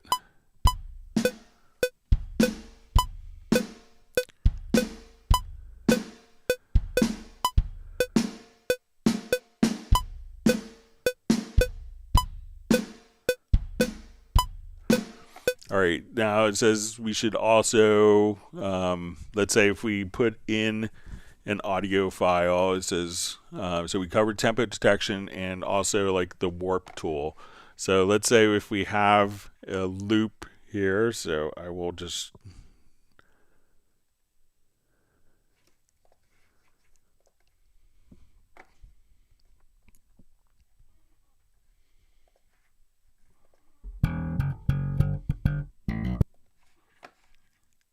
okay, so now that I have this, I'm going to take this particular event and we're going to make sure it's in musical mode. So this will automatically now kind of follow.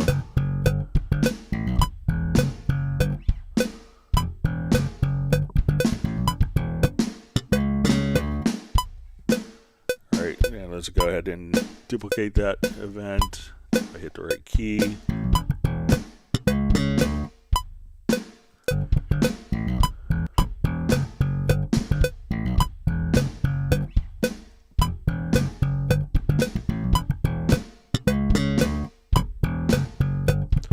So now we could have, that's kind of doing, since it's in musical mode, it's following our different meters. So when we want to work with, let's say for instance, if we wanted to work with our warp tool, the warp tool can do kind of multiple aspects. So so let's say I want to come over to, and we'll start with our warp grid. So once we have our warp grid, what this is going to allow me to do is to say, I want to move this particular measure, and I can move the measure to events.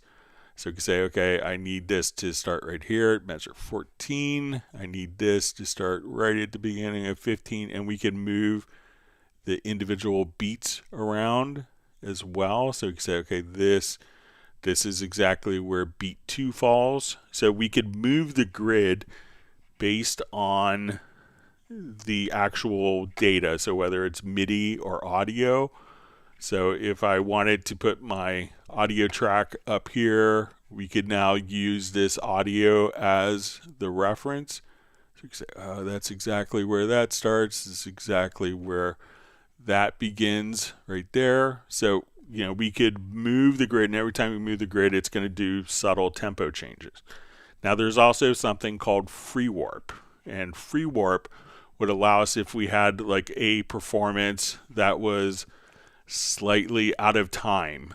Let's say if the bass player came in early or late, what we could do is, as audio is recorded or entered into Cubase, we'll see that it has different hit points automatically calculated. And unless you have told Cubase not to automatically calculate hit points, you could add them in with the sample editor if needed. So if you come over here to the hit points, we could edit the hit points and come over and place them. If you have your hit points already kind of set up, and if you edit the hit points, you could tweak them a little bit. But if we go to your real-time processing and just say, let's create warp markers.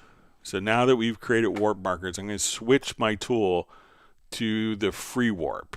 And now that we have free warp enabled, what this would allow me to do is to come over here, and we see these yellow vertical lines. And if we wanted to take those particular yellow vertical lines and be able to move them rhythmically, like let's say this, I need it to be right here on the grid, what we could do is just kind of hover to the right. We'll see that yellow vertical line turns white, and then we could move kind of the rhythmic placement of that. So if I wanted that to be right on the grid, we could just simply come right over here and move those particular aspects to, if something was a little late or behind on the attack, we can just kind of come right over here and change the timing of that particular event so that we can be freely moved around to be in time.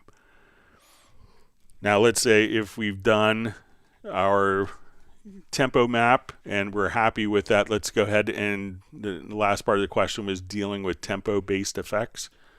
So let's say if I want to take this particular area here,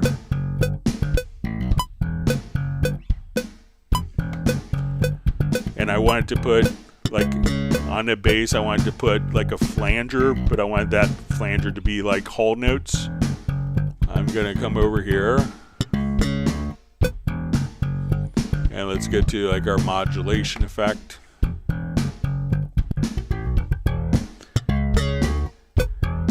And that whole flanger is now going to be automatically timed for one measure.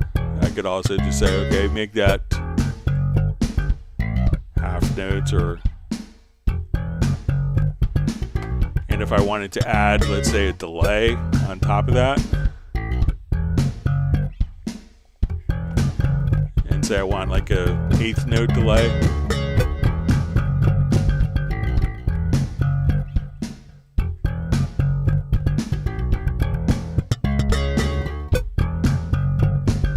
so now this delay time is speeding up and slowing down,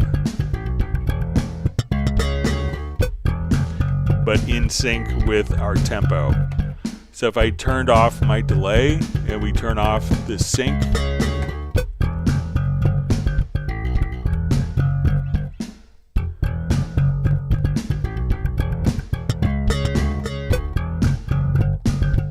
so now if I just have like milliseconds, that millisecond may work for one measure and not other measures. It's going to be out of time. But if I enable tempo sync,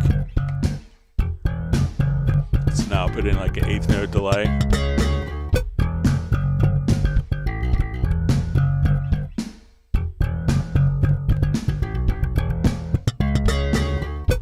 So now we could just have those tempo-based effects that are matching the original audio that we have a tempo detection of. And from there we could, warp We could move things around. We could have the, if we don't do the tempo detection, we could do the grid warp to make a tempo map manually. And we could think of that as the manual form of doing tempo detection. We can tweak a tempo detection if necessary with the warp grid. If we need to move stuff around, like the attacks and starts of notes rhythmically, we could use the free warp tool for that. So we would just switch our mode here to free warp, and then once we have a correlation between the musical context and what the tempo is, the grid, then our tempo-based effects would always speed up and slow down depending upon the actual tempo when we have tempo sync. So that way we can just, you could have the music follow the grid, which is what a lot of people do, is they want the musicians to play to the grid. It may not work musically, but in Cubase we can have musicians play to the grid if they want, or we could have the grid play to the musical performance if you want. So that way we could take our different performances and automatically work with it, build a tempo map for the performance, or take a performance and have it conform and be more consistent to a steady tempo as well. So let me know if that's helpful. All right, let me jump back to some live questions.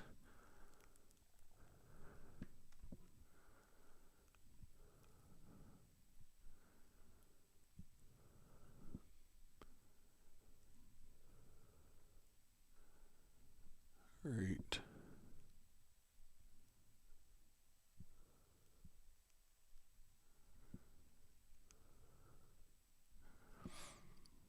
All right, so we see Andy Gerald checking in from Las Vegas, and it just says thanks for your help last week. So glad to help, and great to see you on again. Hope you're well.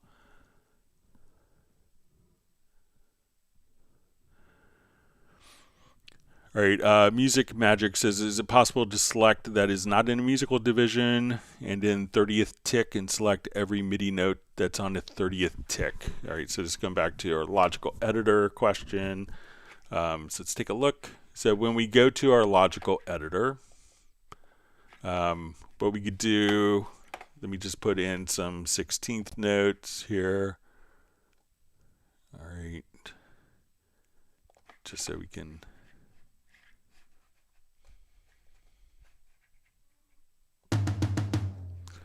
All right, so let's say we want to do,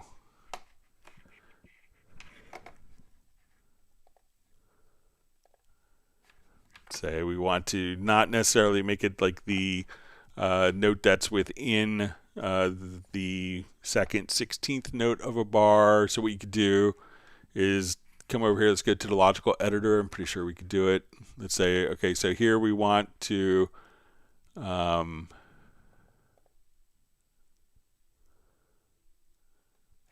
so I think if we just say inside range.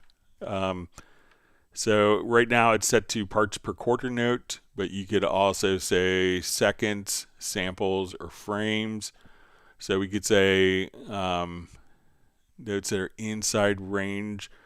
So I think when we're doing it inside a bar range, let me just see if we come over here. So let's say inside a bar range, I think this is always going to be PPQ because that's what is set to the bar. But let's say we want to choose inside range. This may not do like every 30 milliseconds off of the measure. But if we, instead of choosing PPQ, we choose seconds. Here we could just say, okay, I want within 30 milliseconds to 45 milliseconds. So we could just kind of come over here. And so you could actually kind of pick inside range, but I don't think that that's always going to be that may be inside that particular range, but not inside that range within a bar. So if you want to select all the notes that are within a specified range, but that range may not have a correlation to the measure. So, but again, just kind of come over here, and instead of the default value be PPQ, but you could choose seconds, samples, or frames as well.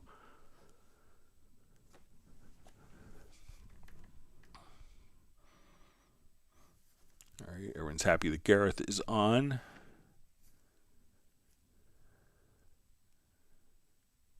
All right, and Gareth has received 1 gallon of coconut cream ice cream from Michael Teams. Sounds like a good hot mess flavor. All right. All right, we see Flyvy is back from his dentist appointment. Hope everything went well.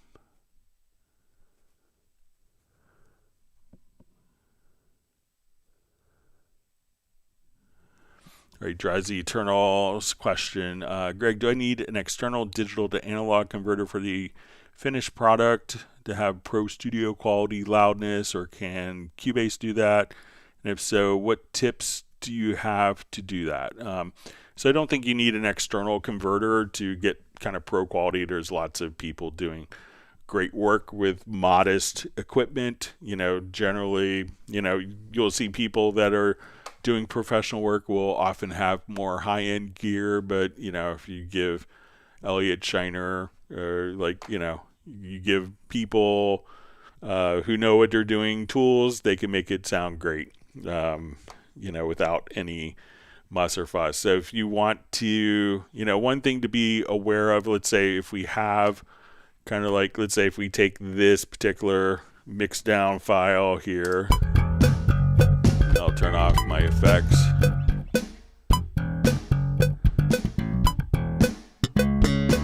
All right, so let's say we will just do a quick audio export. And I'll put this into, we'll create an audio track of this.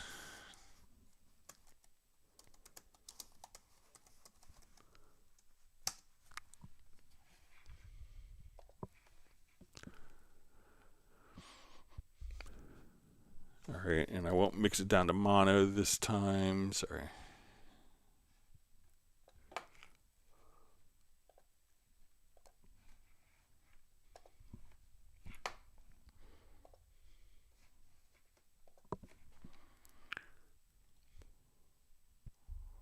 All right, so let's say, you want to come over here. Let's solo this particular part. So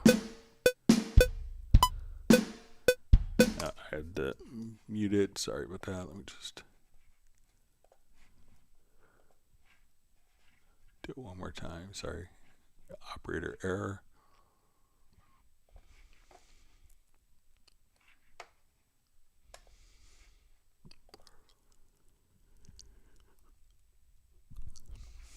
All right, so let's listen to, we'll solo this little clip here. All right, so if we wanted to take this and make it louder, you want a fuller sound, you could come in and do some dynamics.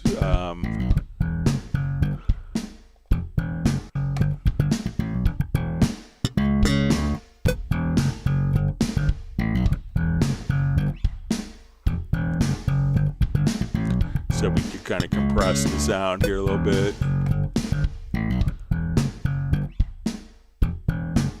So if you want that to kind of jump out a little bit.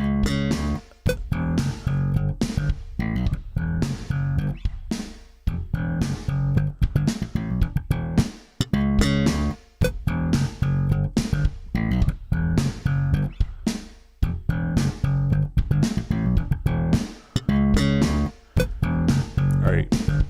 So if we wanted to, render that track,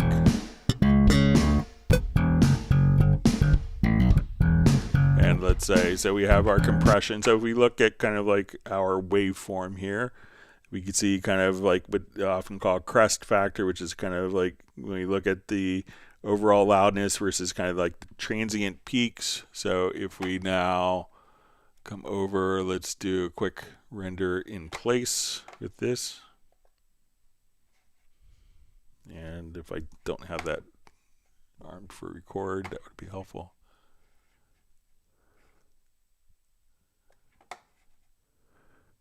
we can see that if we look at the two different waveforms with the compression, so let's unmute this. So just running it through like a little bit of compression, that we could raise up that level between the amplitude. So now we could just kind of take this entire, we don't have, sorry, let me undo.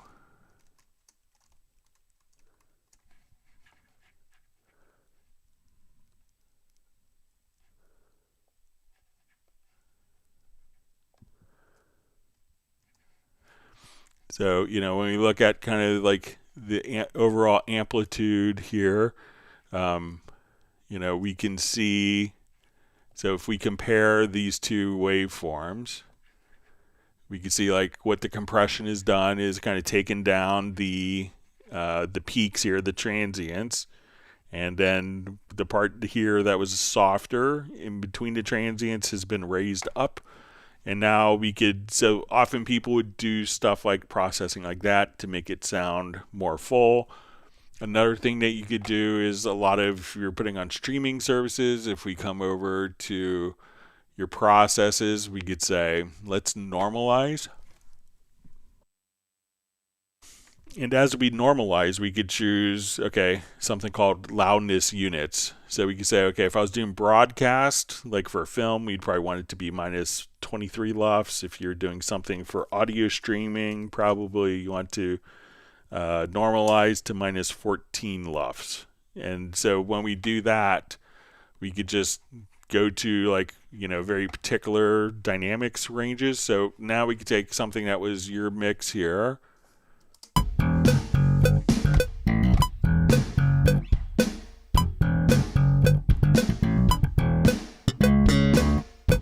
So let's mute.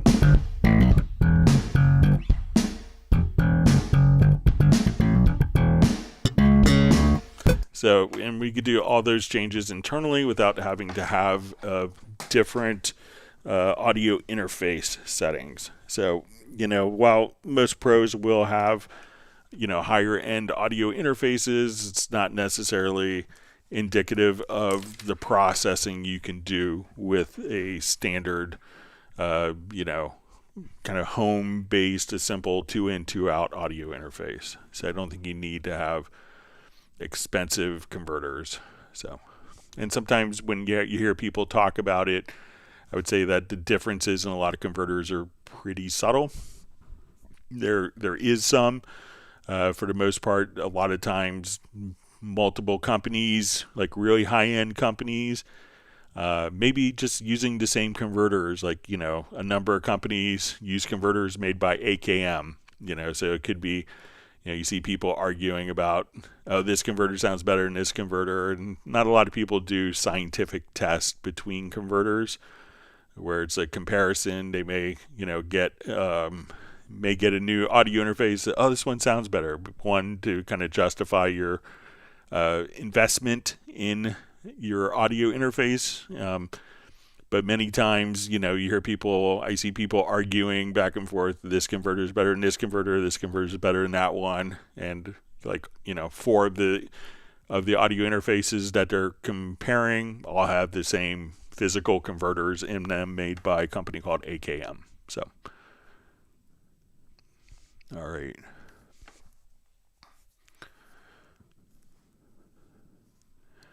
All right, so we have from Peter Boy, just says, hey Greg, thanks for being here. So no, thank you for being on the live stream. It says, I downloaded C14 Pro 30-day trial yesterday. I have an old M-Audio KeyStation Pro 88 I haven't used for some years. Had to buy the M-Audio Onyx sound card to replace. Let's see if there's... The Tascam sound card he had no longer works with Windows 11. Will Cubase 14 read these new components? So it should be, as long as they have like your Windows drivers and they're up to date, there shouldn't be any problem. So anything audio interface wise that the operating system sees or has an ASIO driver or has, like your MIDI interface, as long as it's being seen by the operating system, is available to use within Cubase.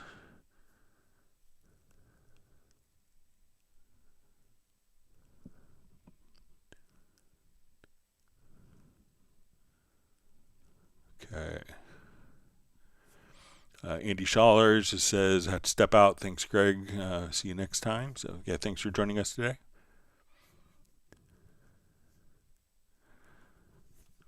Fly-V just says, what's the best way to avoid copyright infringement in creation?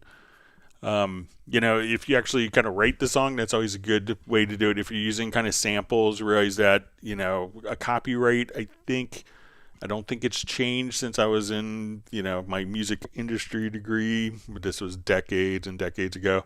The copyright was basically lyrics and melody. It's kind of grown a bit with sampling, and I was studying it kind of when like sampling lawsuits were just happening. Like the famous one at the time was the Vanilla Ice, Ice Ice Baby with, the Under Pressure by Queen and David Bowie. So it was kind of fresh at that point. So, and I think the thinking is if it's kind of a recognizable part of the song that you may have to kind of get, clearance for. But, if it's going to be samples that are freely used, like all the content, all the loops that you get with Cubase, all the sounds, they're all like free to use and no one could really copyright those particular sounds. What happens now a lot of times is you may have like an AI algorithm that will kind of search like as songs are uploaded to YouTube. And this algorithm is really designed so that the streaming services can sell ads. It's kind of what I think most things are about. There's kind of a financial gain. So I think what they do is they do an analysis, and it's not necessarily for copyrighted material, but for material that could be infringing, or if it's the same sound and same note that's used in a different song. So you can't really copyright a single note.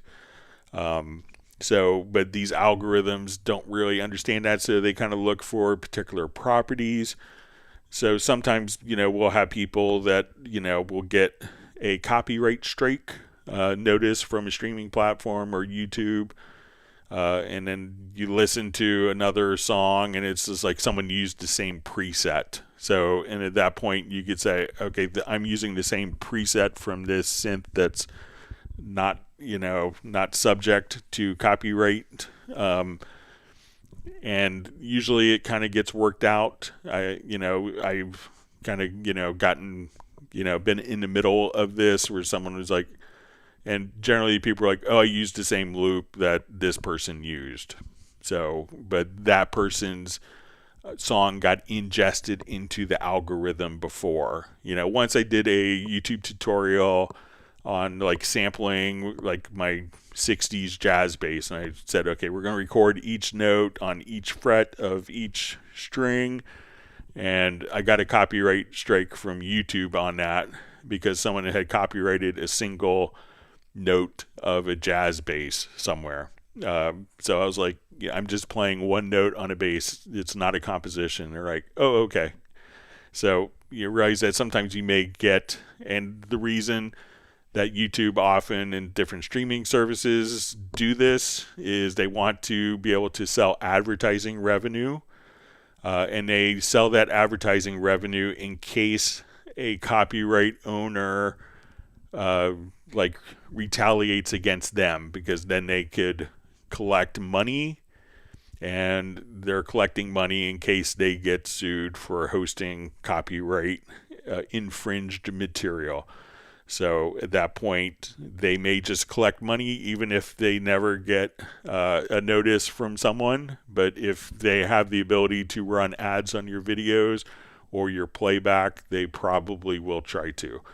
So, but I think most of the time, if you've written your own songs, unless it's like eerily similar, like I think there's a Sam Smith one that sounded just like the Tom Petty song, I Won't Back Down. That was pretty obvious. So a lot of those are just like, okay, come on, you got to pay up something. So that happens. But probably if you don't have a lot of money, no one's going to try, usually a lot of successful copyright infringement battles don't happen until it's a hit, because that's where the money is. So, but I think you'll probably be okay unless you strategically like stole something. So. All right, we see Brian Sawyer says greetings from Yuma, Arizona. He's in between doctor's appointments. Had to say hi. We'll watch when he gets back. And we hope that your hand is recovering and you're able to play guitar sooner than later. And thanks for checking in, Brian.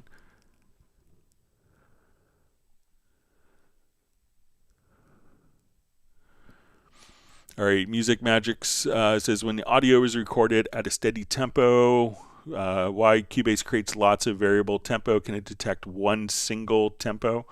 So a lot of times when Cubase is detecting, let's say, we'll just do a new project here, and because Cubase is detecting it on the beat. So let's say if we have an audio loop here,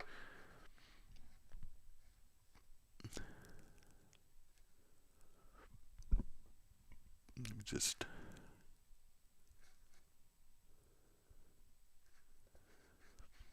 all right, so say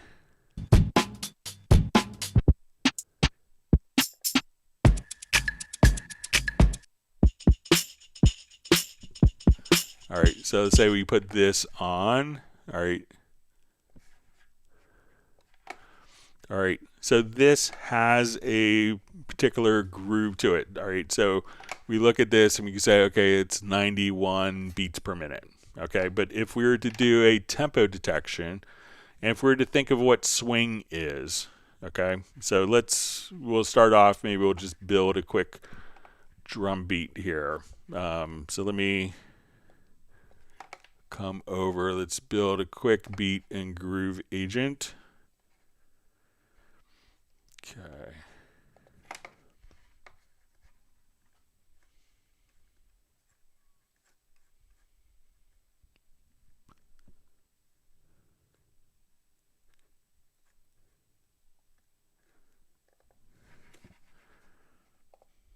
Okay, so I'm going to build a beat here, and we'll make this like super generic beat.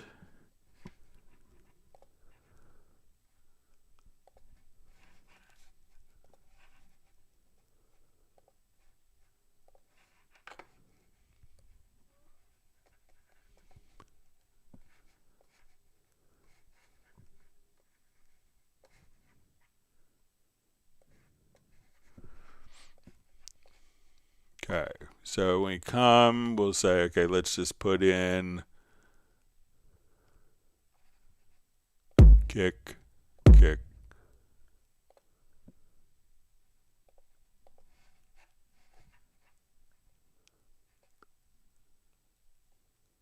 Oh, let me just put it in a different one here, sorry.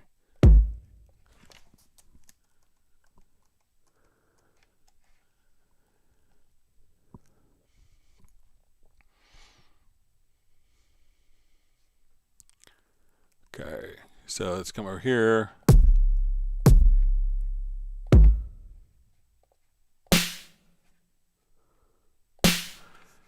All right, and let's go ahead and put in just some hi-hats here. All right, so let's say if we do this and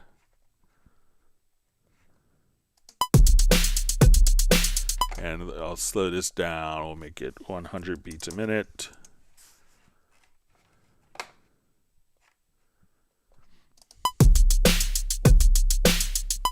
All right, so I'm going to copy that. Let's duplicate that, and I'm going to quantize this one here. So let's open up my quantize panel, and I want to do like a heavy swing on this. So let's make it 90% swing. All right, and now we're going to quantize the second one, not the first one. Okay, so we listen to it.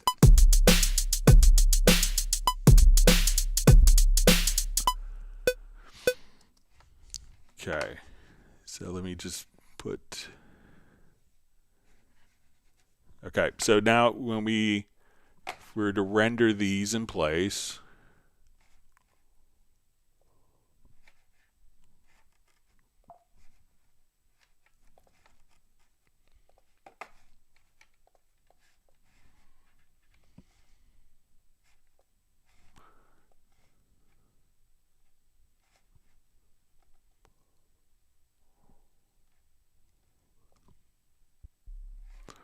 Okay, and now let's do a quick tempo detection. So once you have like groove or swing in any part, even if it's, going to be perfectly steady on the beat, once we have, I may have to just see if I had this in.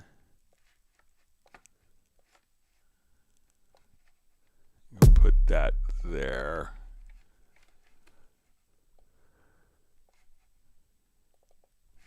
Sorry, I had to first kick off. Okay, so I'm going to go ahead and re-render these. So let's listen to it here as MIDI.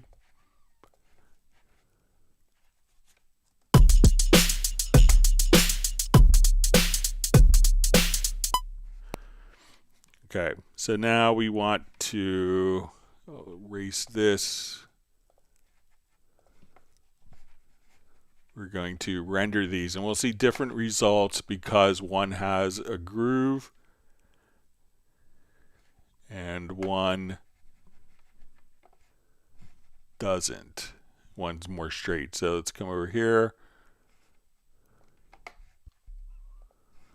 All right, and do our tempo detection.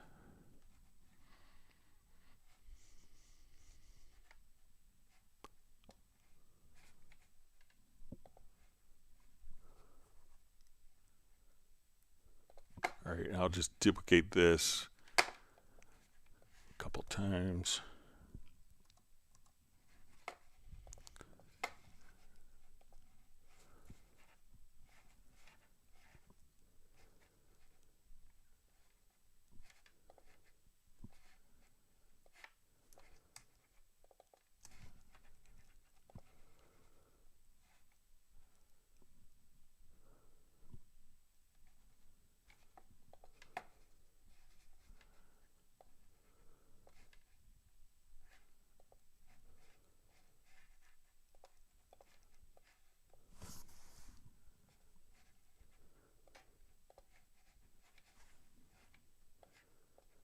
All right, let me just see if I need to just do a quick bounce selection.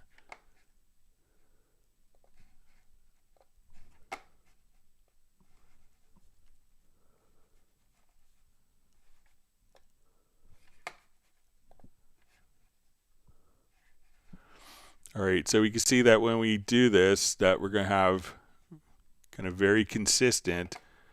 And when we look at kind of our tempo map, as soon as we get to like the second, that's when we have more of the variations, because anytime that you have swing on a particular part, at that point it's going to have more that's going to change the tempo mapping of it.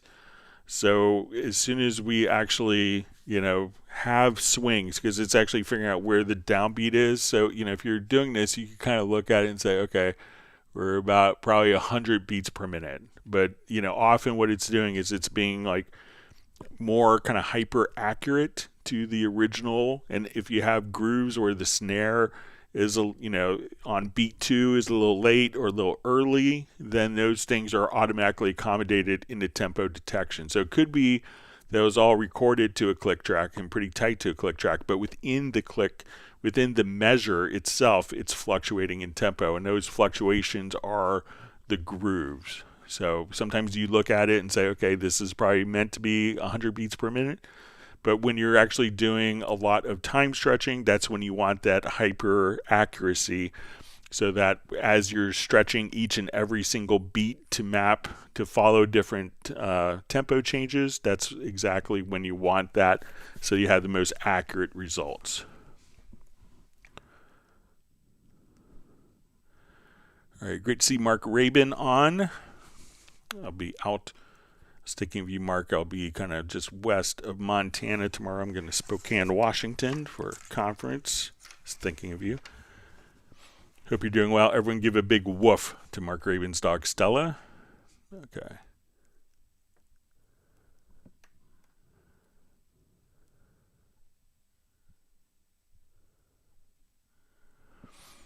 All right, channel ripoff just asks, says, hi G, I got direct routing to work, but help show how to route two ins tracks to two buses at the same time, and then out those two buses to the main stereo out.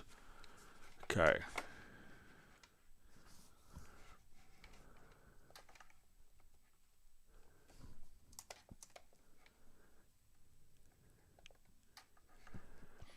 Okay, so let's say we have two audio tracks.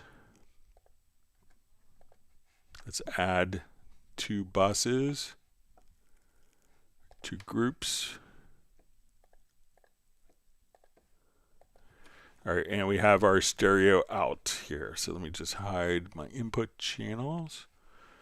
Okay, so show how to route two ins tracks to two buses at the same time. Okay, so so let's say we have our audio tracks here.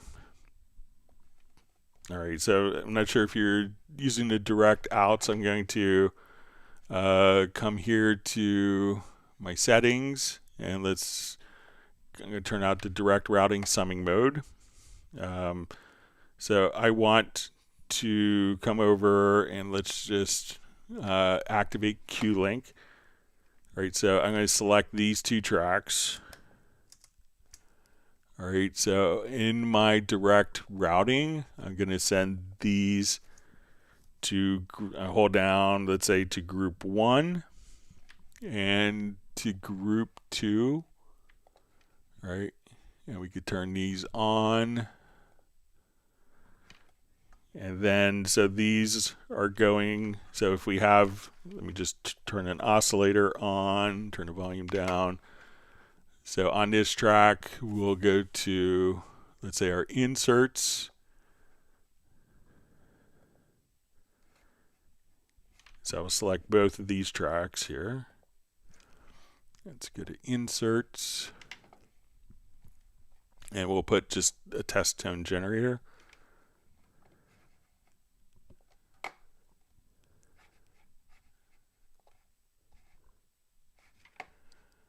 Okay, so now we have these going to our groups, and then our groups are being sent. So our two tracks here. So we have the test tone generator, just so we can hear it a little bit here. So our test tone generator. So we have both of these tracks being sent to the two groups, at the same time, and then out those two buses to the main stereo out. So if we come over here, I can just do the routing. So by default, the buses, the groups as we created them, are now both going to the stereo out. So if when we go to add a group track, here we could choose where our audio output is being sent to. So let me know if that's kind of what you want it to do. So this way, these two tracks, the audio from their oscillator is being sent through the direct outs. So we could assign both of those at once just by activating Q-Link. And you could also temporarily activate Q-Link just by holding Alt or Option plus the Shift key. And then whatever tracks are selected, we could route these to our two buses. And these two buses are going to the stereo out. So let me know if that's what you wanted to see, channel ripoff.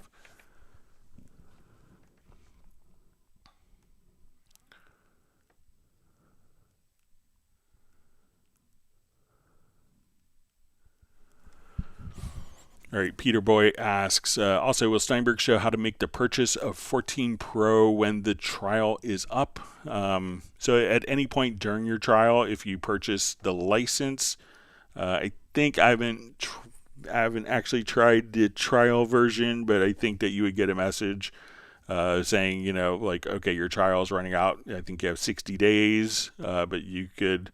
and then as soon as you purchase a license, once you activate the code and enter it into, like you probably enter the download access code directly into your the Steinberg download assistant, and then from the Steinberg download assistant you would put the new code in. You wouldn't have to reinstall. It's basically saying, okay, now we have a full license, so, and you'll be all set and not have to worry about it.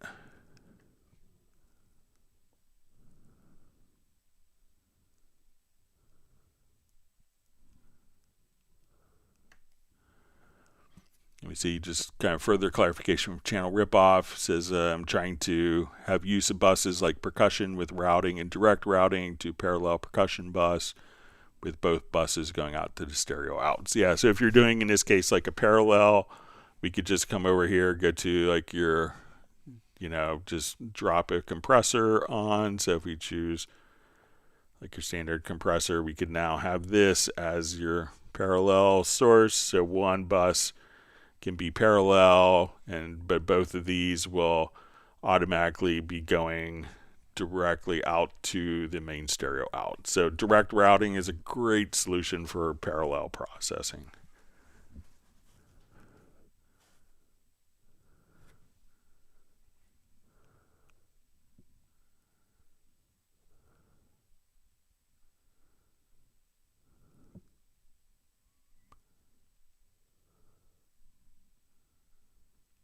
All right, hang on a second. My chat field jumped.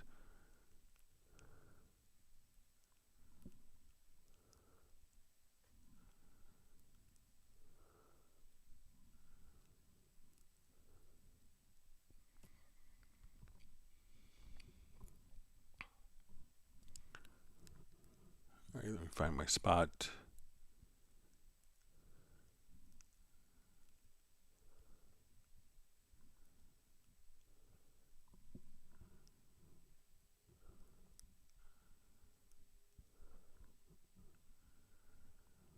Okay, so I think I'm back.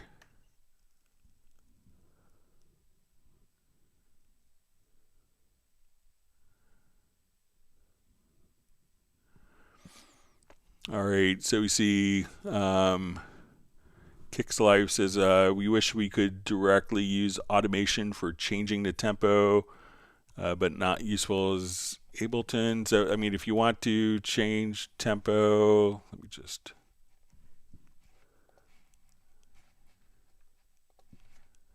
Like, do you want to actually just change, like, the automation? Like, so, if we have a tempo track, so if we come over here, we could come over and, so if you want the tempo track to be automated, we could, automate our tempo track kind of as we see fit here. So let's say if we want to just start with a new...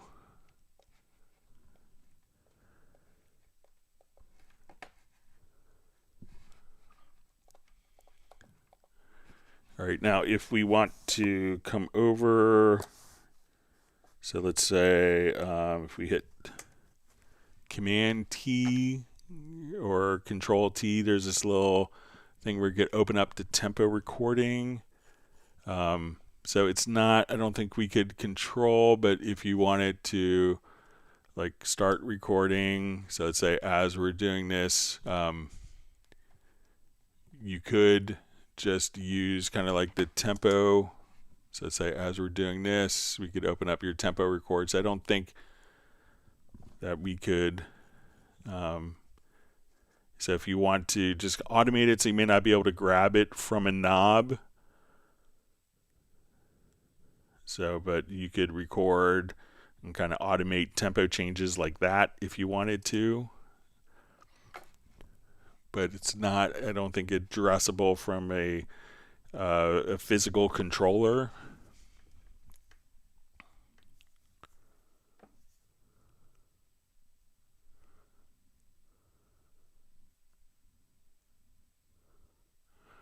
All right, so we see Kicks Live says more powerful pitch editing capabilities, like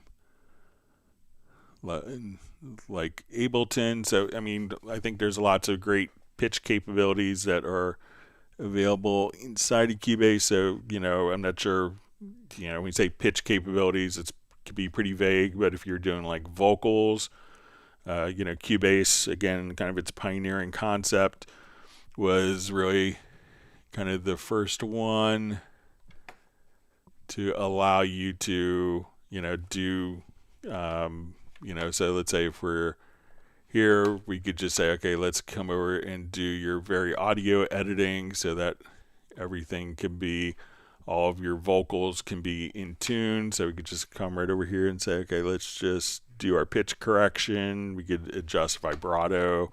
We could come over and do warping. So let's say, okay, this note had too much vibrato. I want it to tilt. So there's lots of great kind of pitch editing capabilities are built in, but if it's a different type, if you want to let me know, there's other types of pitch editing we could do. All right, we see Gerald Ely just says, just made it before noon. So great to see you on.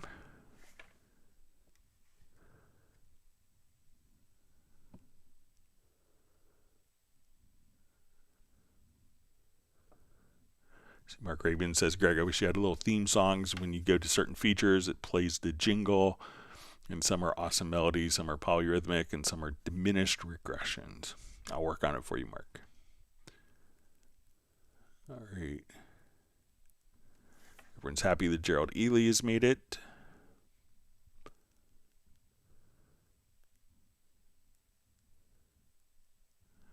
All right, so we see Channel Ripoff just says, Greg, I finally figured it out.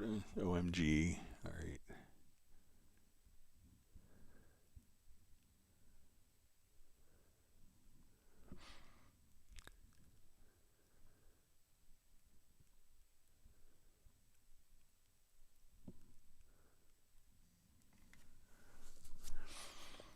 All right, so we see Antoine says, question, you just demonstrated how to sync an audio file to the grid and do warping, etc. How to consolidate and export.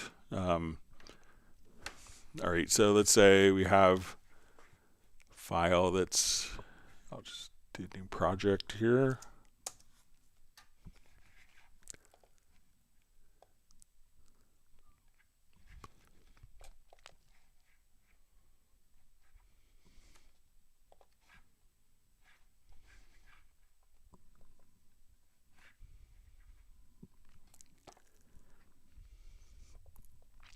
All right, let me just.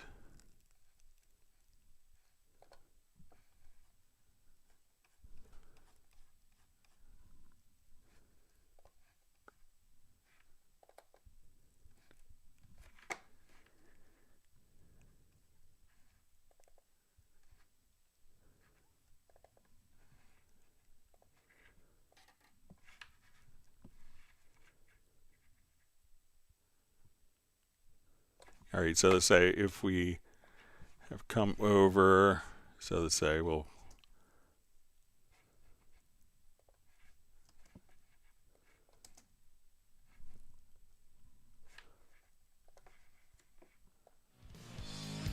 all right, so we have our click going on here.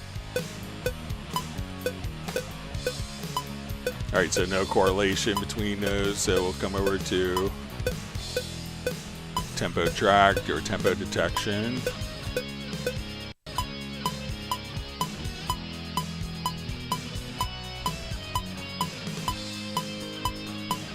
All right, now let's say we're in a situation where we have slightly varying tempo and we want it to all be the same. So one of the tricks that we could do is select that particular audio file. We'll come over to our audio to advanced, and we see that we have all these different tempo definitions. So I'm going to select this particular event, audio to advanced, and we'll say set definition from tempo. We could store this in the audio file or just in the project, the metadata. And what it's done is it's applied that tempo for every beat into the file. So now if I wanted to play back, instead of following the detected tempo, I could just come over here, go to the tempo, and I'll turn it off, and we'll say, let's make it 132 beats a minute. And now it's playing back perfectly at a steady tempo.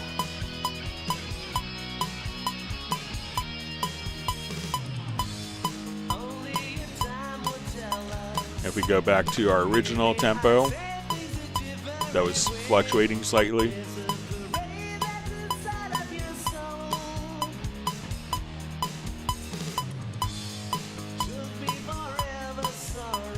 Now, once we want to, so if we exported that file, that would automatically include, so if I come here, we export the file, that would play back at 100 and,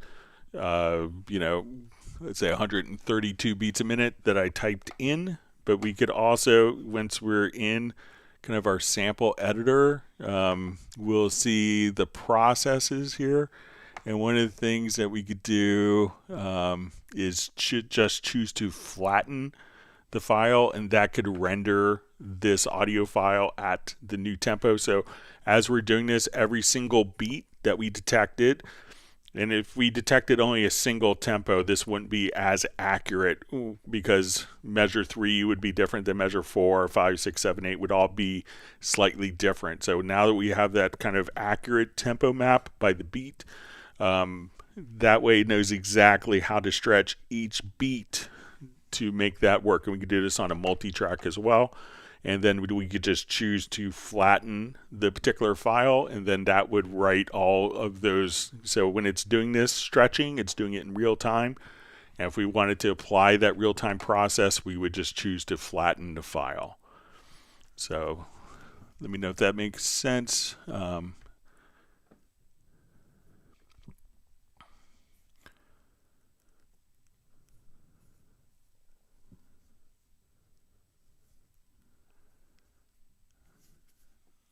See more comments on daylight saving times.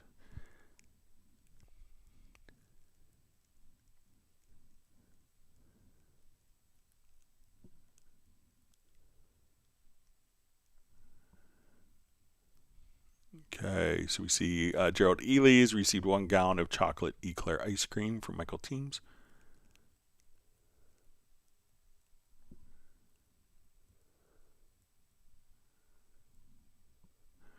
Drowsy Eternal says, thanks again, Greg, for the converter answered loudness tips.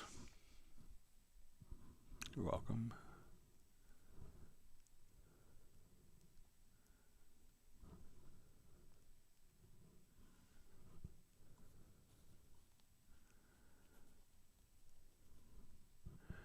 Yeah, Bratman Studio says, hey, Greg, doing sound for our haunted house with while hanging with Cubase Livestream. Got to tell you, Pad Shop can get some guttural, spooky, low-end sounds perfect for placing screams on top. I did that a couple years ago for my son, and he's like, Dad, that's too scary. Stop. He wouldn't let me play it.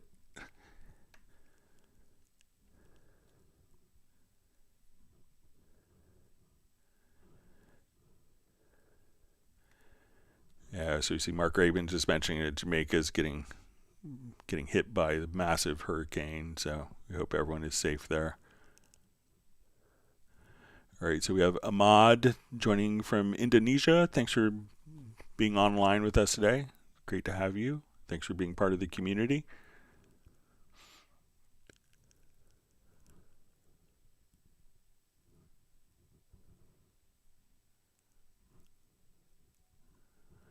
All right, so we see Fly V just says, great explanation, Greg. Thanks. You're welcome.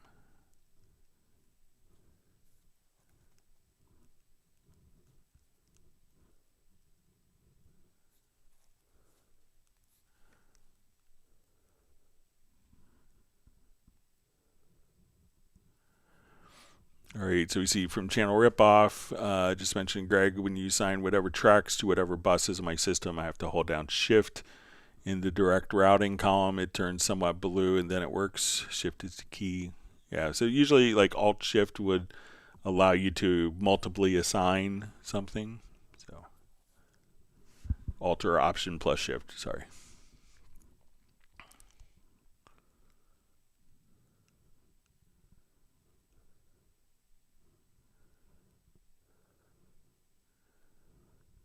Gareth is saying that I'm polyversing my rhythms.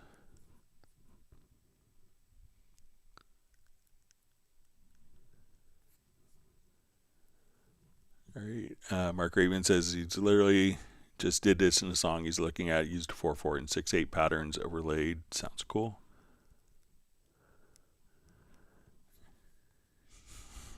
Gareth is just saying Stravinsky-tastic.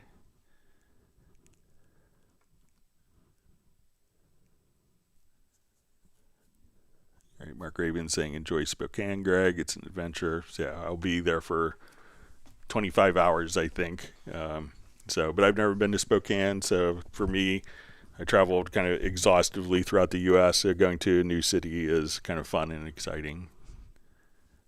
But just kind of a busy time with work.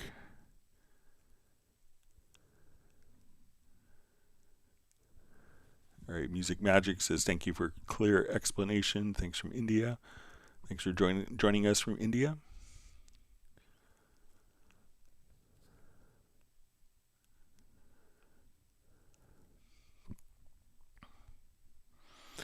All right, so we see Vincenzo just says, is it possible to see the waveform in the background when I edit MIDI?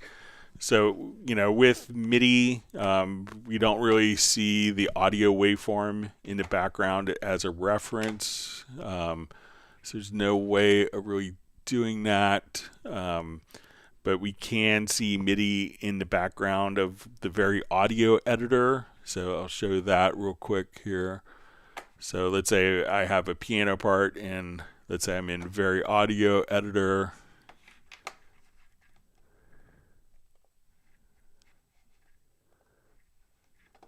So we'll go to our very audio. So let's say we're doing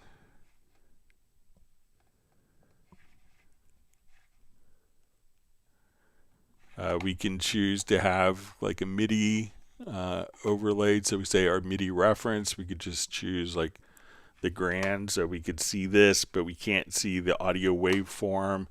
But what can help a lot of people when they're doing that is just to come over here. If you hit Command or Control plus Shift plus I, you could go into the in-place editor, and now we could see kind of the MIDI editor directly below, like this sample editor. So it's not kind of in the background, but you could put it directly like right on top of each other and use that as a reference. So as you're kind of like, okay, I need a MIDI event to start, right at this particular time. So you say, okay, I need to move that MIDI note here to the cursor, so we could do stuff like that pretty easily as needed, but there isn't a way to see the waveform in the background. And if you wanted to close that editor, you could just hit Control or Command plus Shift plus I, and it's called the in-place editor.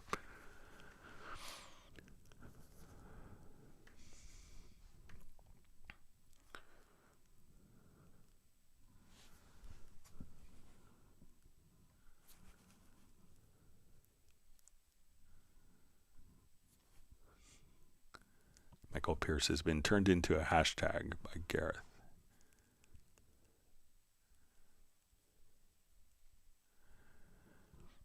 All right, so Mark Raven's just sharing some new keystrokes that he's using. It says reset meters and remove selected track and hide selected tracks.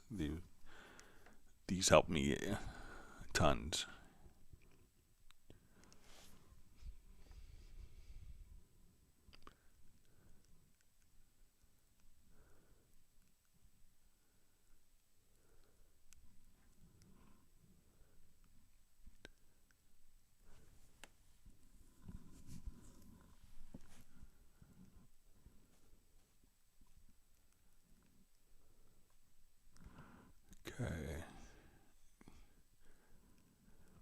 Okay, Roland Stuff asks, hi Greg, is there an easy way to undo volume shifts carried out on a track using the range tool in the event window, and can you widen the range afterwards?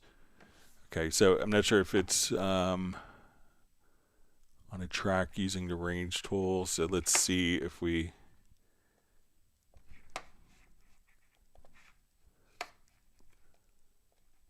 All right, so say if I come here and I've done, let's say, a range edit like that.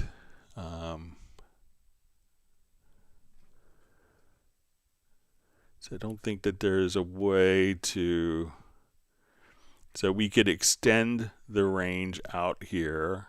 And I think if we go to audio, let's see if we go to, it's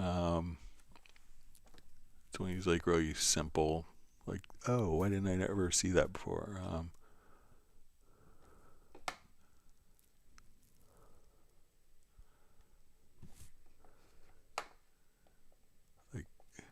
So let's say if I come here to audio, I think it's something like remove.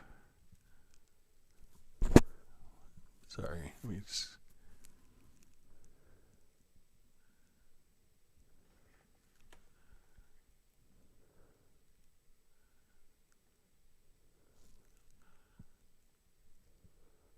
That was in.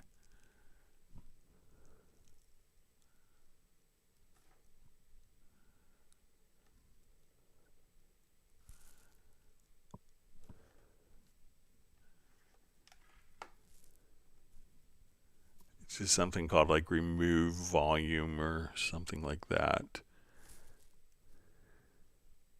Let me see if I could find it in key commands.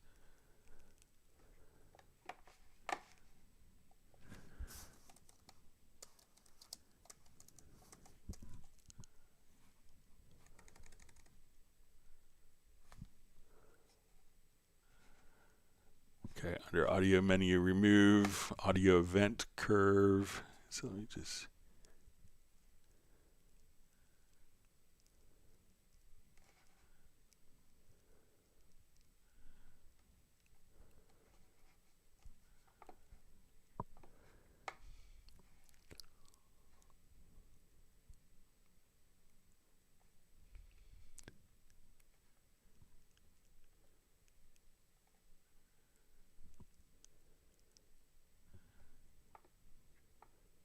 Oh, right here. Okay. So let's say we have this curve here. All right, so if we go to audio, remove event volume curve. So we could always kind of go back, and then if you wanted to readjust, so let's say, make sure I have this right. Easy way to undo volume shifts carried out on a track using the range tool and event window. When you can, and can you widen the range afterwards? All right, so let's say I come here, I have my range tool. I'm going to knock this way louder. All right, and now let's say if I select a wider range, we go to audio to remove event volume curves, and now I could bring up the whole part later. So to get rid of it, just audio menu, and don't know why I blanked on that, have my brain cramp, but just remove event volume curves, and then you could extend, and you could extend the range with keyboard shortcuts, and now say, okay, we want all this softer, louder, like so. So let me know if that's kind of what you want to do, rolling stuff.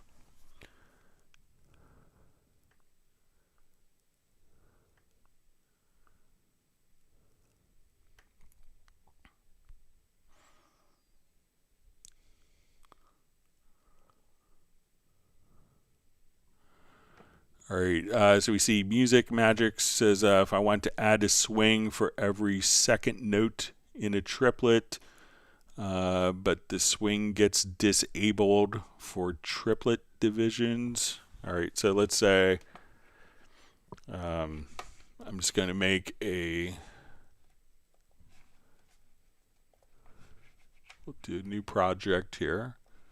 So we only want to adjust the swing on the second triplet.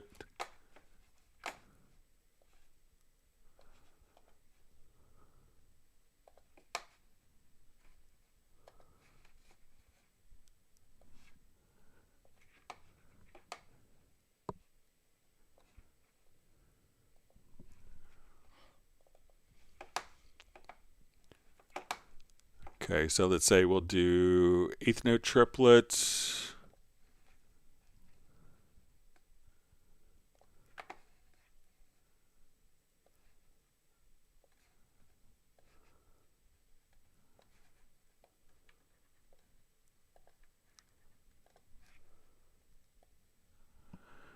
All right.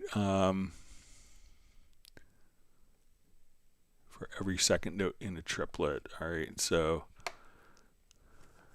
let's say we want to take every second note here. Hold down my Control or Command key.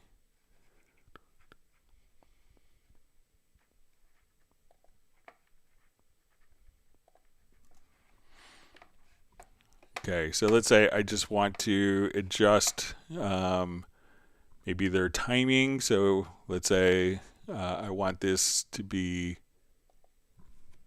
maybe 60.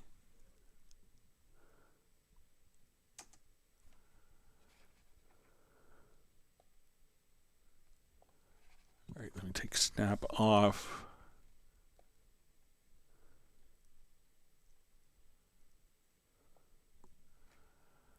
All right, so let's say we want something like that is kind of the end result. So what we could do now is just kind of come over here. So, and I'm going to drag. So I create it kind of like the feel that I want in MIDI. So all I want to do now is just drag this event to the quantize panel, and now we could save that as a preset. So now I will let me just duplicate this without the events. So again, we can do that as we saw earlier from the macro. I'm going to create new eighth note triplets.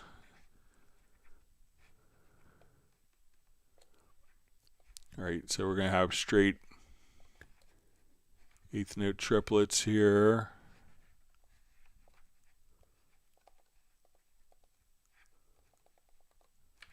Here, let me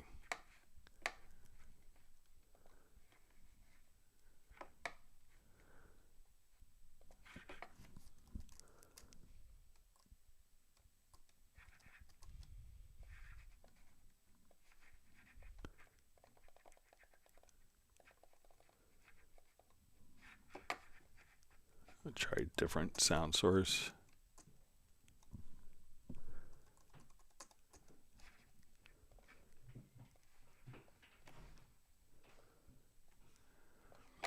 But anything that we would just simply come over here, let's look at it. So I'm going to quantize all of these notes here to eighth note triplets. And now if I want that swing feel, we could save that as a preset. And now every second note that we do this on, just make this larger so it's easier to see. So now once I've kind of created that, I could just come right over here and just choose to quantize, and we'll see the rhythmic placement of just a second note within triplet. So kind of set it up once, drag it to the quantize panel, save it as a preset, and then you could have swing on just the second note within a triplet rhythmic phrase. So let me know if that makes sense for you, Music Magics.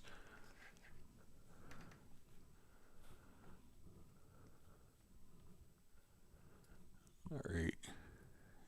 See, Gareth, this is saying Justin Hawkintastic.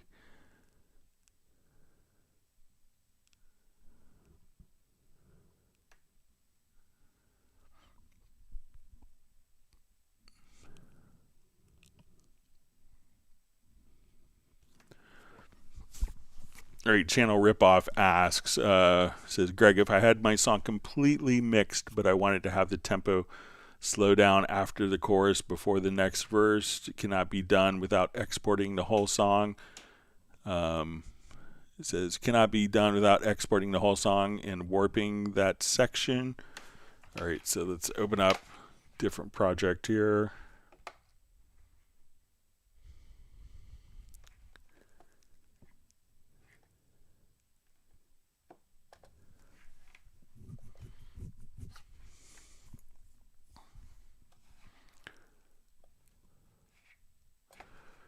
Okay, so I'm going to come over here. So let's say we have this song, and let's say we're going to be steady 100 beats a minute. I'm going to place all of the events in musical mode. So let's come over here. Let's say, okay, we want to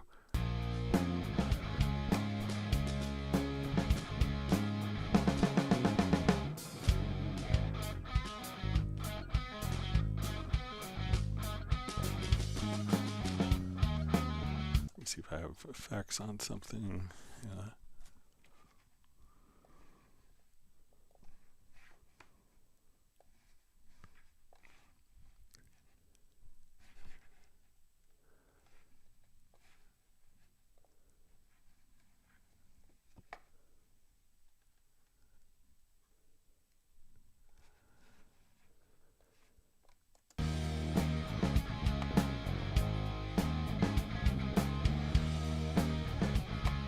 All right, so I'm going to export like just part of the song here. So let's say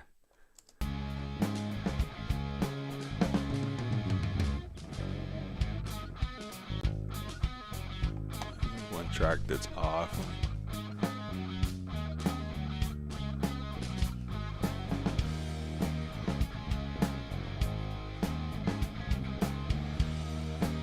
All right, so let's say I just want to do a quick export of this part, and we want to, before it goes into a part, we want to do like a slight retard. Okay, so it says it's completely mixed, so let me go ahead and I'm going to do a quick audio mix down of this. We'll move it and create an audio track. Export the audio.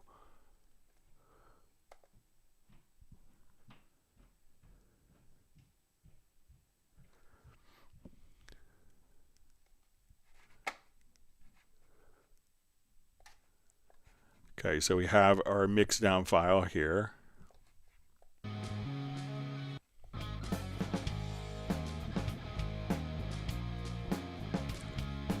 have one drum track that's off, but so what I want to do is this file, when we look at the file, so we'll look at it in the pool, and we're going to make sure that it's going to be tempo stamped. So when we come over here, we'll say our AM drums, we're going to put it into musical mode right here, and we see that when we export it, probably its original tempo should be 100.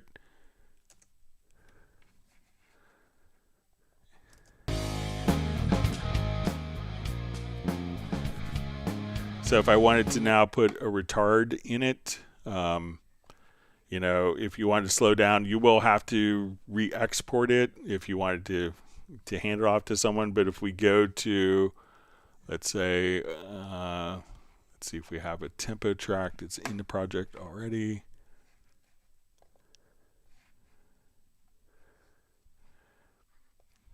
All right, so when we come over here, we could activate our tempo track.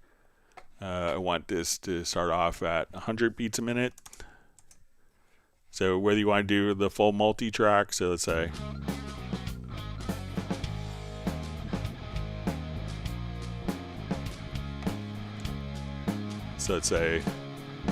like right there, I want to do a slight tempo change. So we're going to say right here at this beat, I want to do a tempo change, and I will just kind of grab, just kind of zoom in here.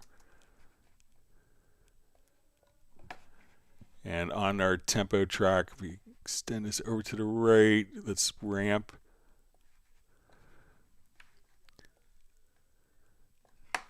So let's say we'll put this node in.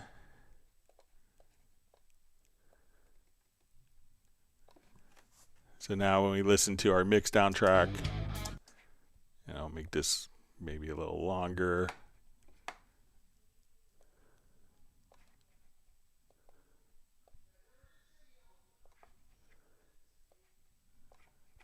Sorry, let me just put a different node in here.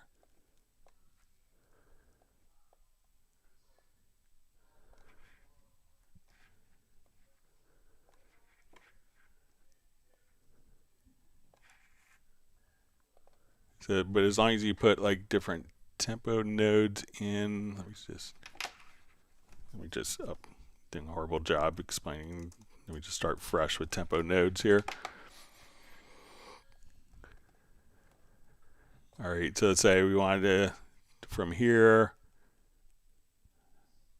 and over 2 measures, we wanted this to go down tempo, and then let's say,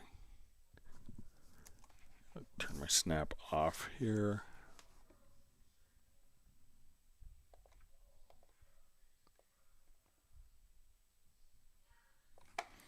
So this way we could just come over here and listen to this. Our 2-track mix, start right here.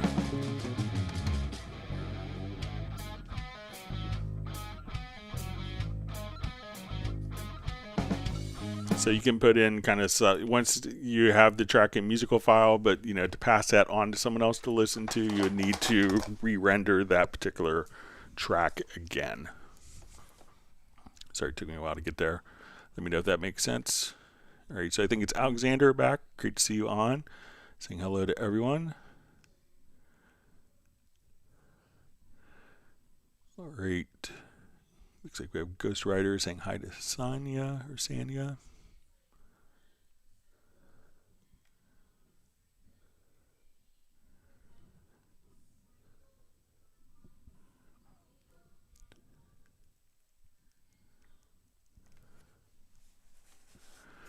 All right, Alexander's question. Greg, please remind how to correctly back up vocal before vocal tuning and Very Audio. Need to have original in the project as well. So duplicate and then bounce selection. All right, so what I like to do personally. All right, so if I'm doing Very Audio on this particular voice, I need to be able to go back, because inevitably if you're doing vocal correction, someone will say, no, that was perfect what I did. And, and I learned from watching Phil Ramone work that he was just great at kind of, keeping different stuff. Like, watching him work is great because he would always have a recorder going on. So like a DAT recorder or something that was recording the session. And if someone just came up to him and said, what we did 3 hours ago was awesome. Why did you change that? Then he's like, okay, let's rewind the tape from 3 hours ago. And then like, oh, you see, that was terrible and we're much better off now. So if you need to go back to the original, what I always do is just come over here. I go to the track versions. I duplicate the version, select that, and then I do a bounce selection. So I could do all of my edits. I could do all my Very Audio. I can come directly over here. So it's like I want this louder, softer. I want to do all this, and someone says, oh, but it was better when we first started. You could just go back to the original and then go back to this where you have all of your edits in Very Audio.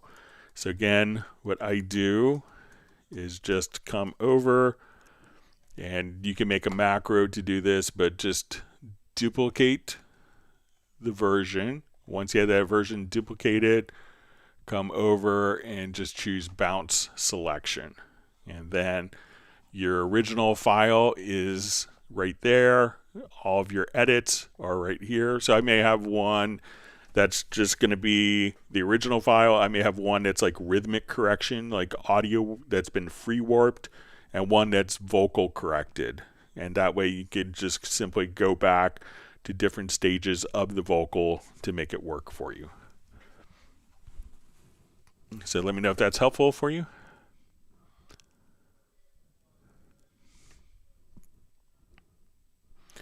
Memento wants people to whack the like button. See, Bratman Studio says he loves Dad, it's too scary. Love that. Yeah, I think I just started, if you get like Doom Strophic for Pad Shop, that's a good Halloween library. I think Gary Gibbons did it. All right, Hamo 1974 is just saying hello from Finland.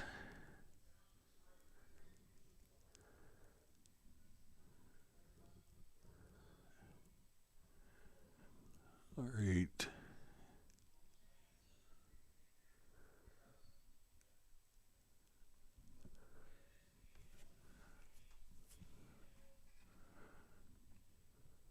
All right, Mike Chatfield just jumped. Let me see.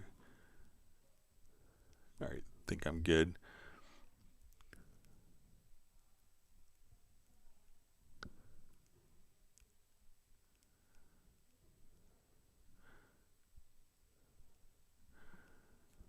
All right, so we see Music Magic says, can I time stretch selected notes from within a key editor and stretch and compress? I know it could be done from a region. I just wanted to do it only from within the key editor. All right, so let's say we're in our key editor here.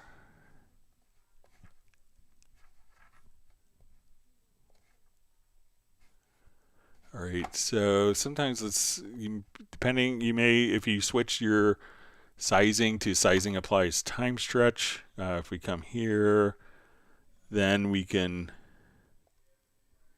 do time compression like that. We could also just take like a logical editor preset. So if I want to come here, we could also, let's see if we can set this up real quick.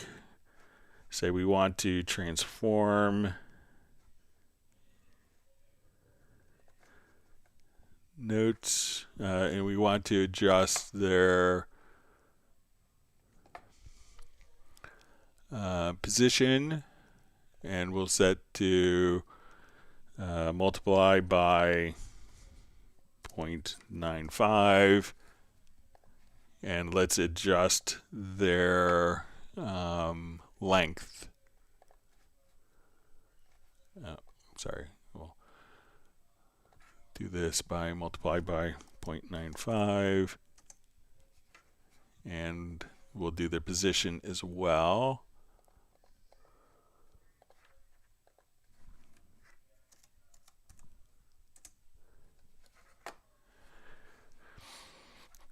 So if we have different, so let's see, just for the selected notes,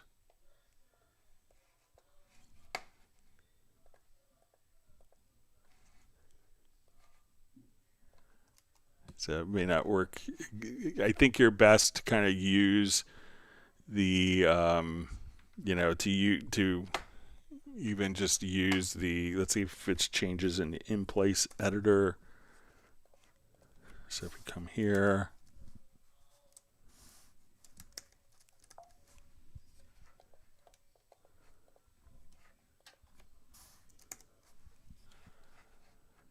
but I think you might have to do it kind of, I think it always works best kind of doing more event-based, but let's give it a try.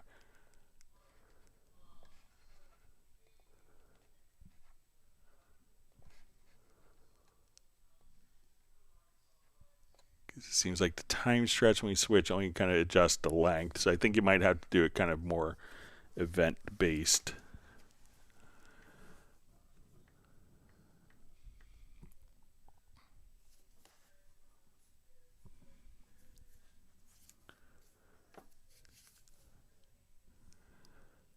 Okay, Tim Weinheimer says, I just downloaded the CD to Wavelab Pro 12 and made audio montage to see audio files in the montage and still have a problem exporting the WAV files to play my MP3 player. Can you show me export settings? All right, so let's take a look.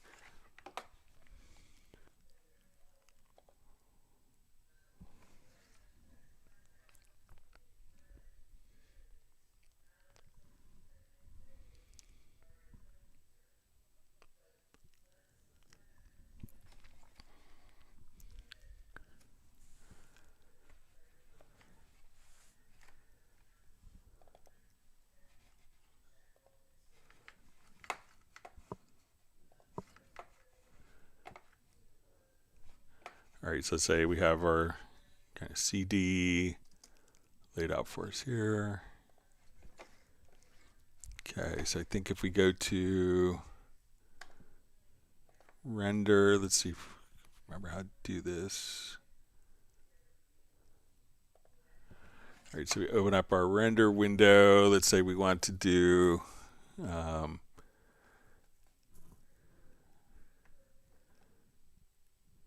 I think if we do all selected clips, let's select everything here. Okay, so they're all selected.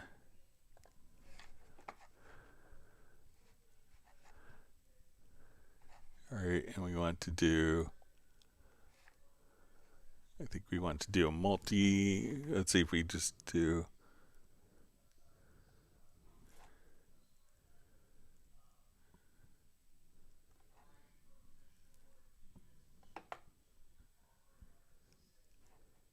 Let's see if we do all selected clips.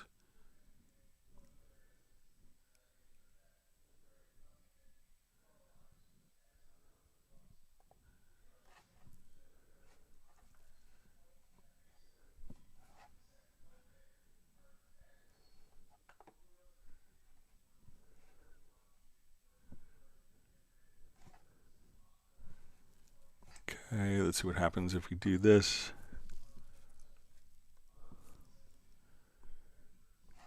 And you want to do it as MP3, but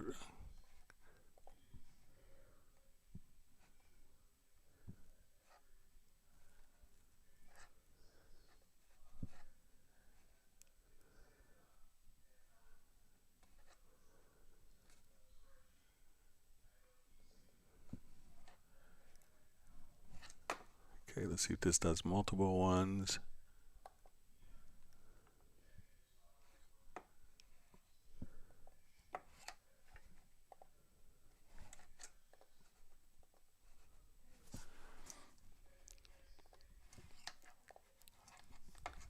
Okay, so I'm going to select those clips and let's see if.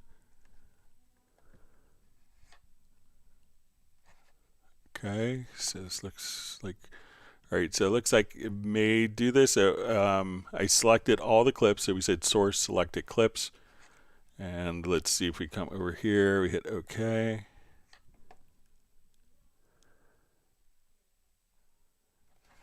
And I'm going to look on my desktop quickly here. And we can see that these are all created today. So just right there is your MP3 files. So again, get to your multi-export. You want to choose, I think the single. You want to, you know, and you could save that, but, and, you know, just go back to the single. And when you do you want to select all the clips. So give that a try, Tim.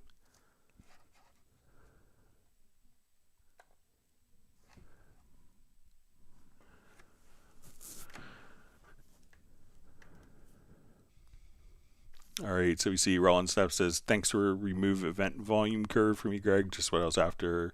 I never spotted it before. Yeah, it's like one of those features maybe just how it's laid out in the menus that like you could open it up and for some reason you never see it. So happened to me today and I kind of knew roughly where to look for it. But thanks for your patience.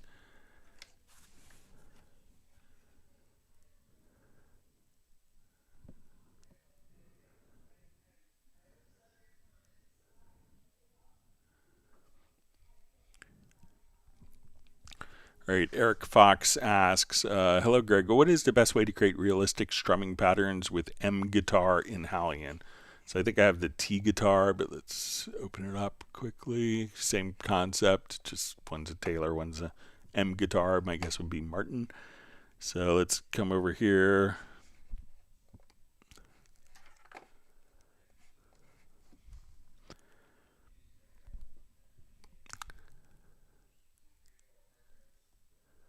So let's open up T guitar. So let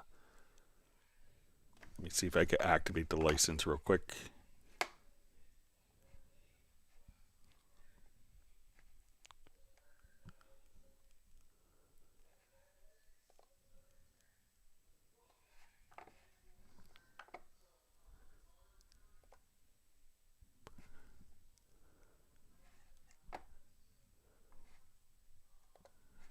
Just renew it for myself. Hang on.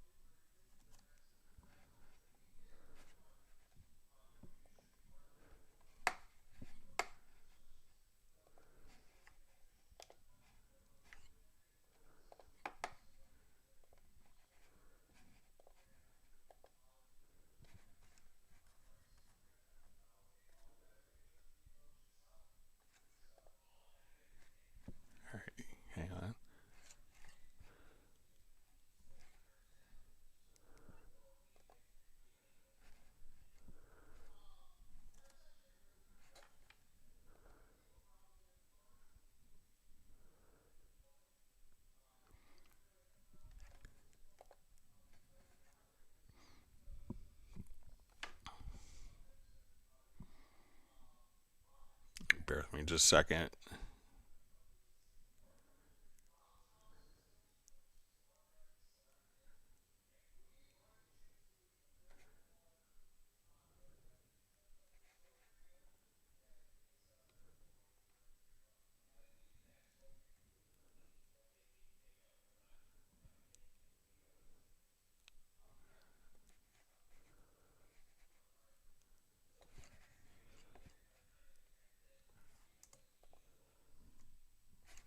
All right.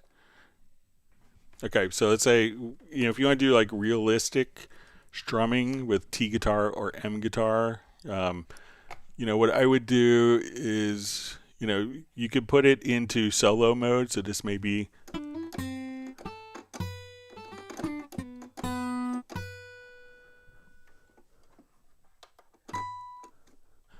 and we could also just kind of put it into chord mode. And when we go to chord mode here, and we could choose kind of different patterns. So let's say, okay, I want to go to patterns. So now as we come over here, I could play the chord in kind of the white keys here.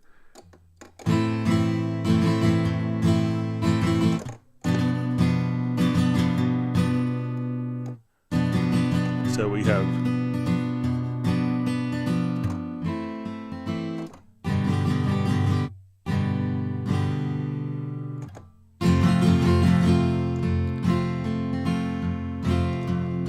so each of these keys would trigger like different strumming patterns, and you could come right over here, and there's going to be all sorts of different patterns that you could choose from as well. So you can say, okay, I just want to come to my different voices as I would play. So you could trigger the chords here.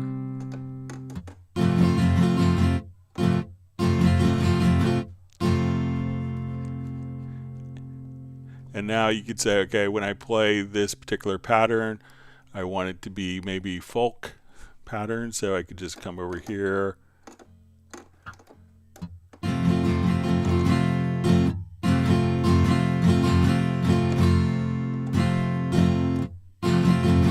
So for each of the keys, you could click on and have different arpeggiated kind of strumming patterns. So that's the beauty of like T guitar or M guitars. You could have all of those patterns that come with the particular instrument right there. So you don't have to try to mimic strumming. They've recorded all the like multitude of different strumming patterns for you.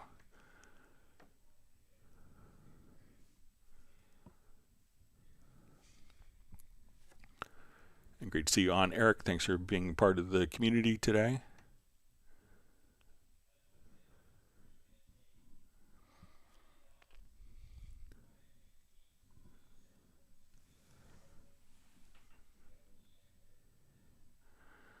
All right, Gareth is he's reminding everyone to impact the like button. All right, wonderful to see Pablo on. I think Michael Pierce just left, but great to have the whole Hot Mess group online.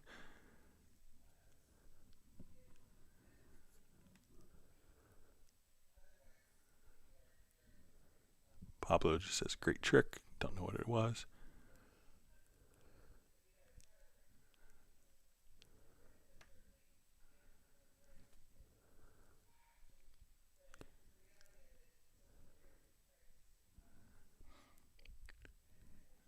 Okay.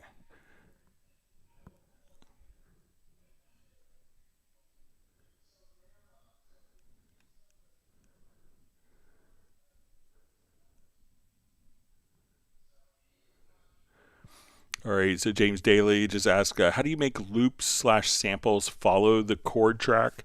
So if it's a monophonic source, it's not going to do it with like piano or guitar parts, but if it's like a bass line, something like that, I'll show you how to do that. So let's do a new project here. Okay, so I want to find,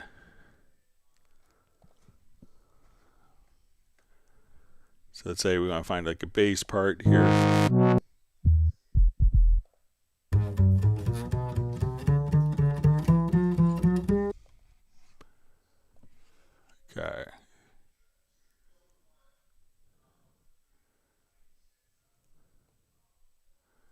So since it's a monophonic part, let's copy it a couple times here. Let's add a chord track.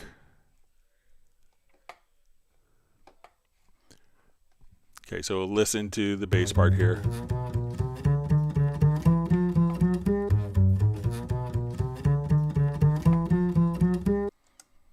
Okay, so let's add a chord track. So we can see that when we look at this, we'll see if there's, within the metadata, there may be different chords. So let's say, okay, let's put in an F.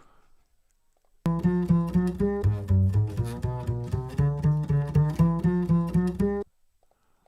we'll have this go to a G chord.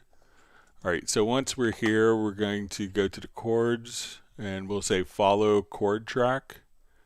And we'll just say, okay, let's follow the chords. And we could just say follow directly. So now,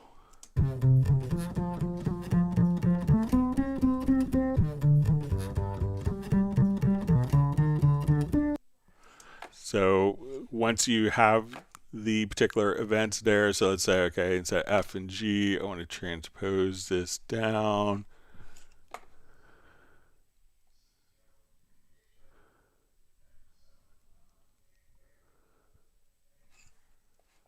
So select the track, go to chords, and tell it to follow chord tracks. But again, it's not going to do it for like multi-voice instruments like saxophones, vocals, bass.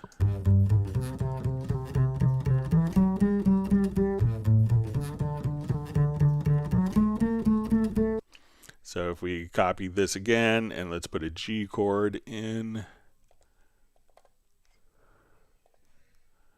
So now as we do this,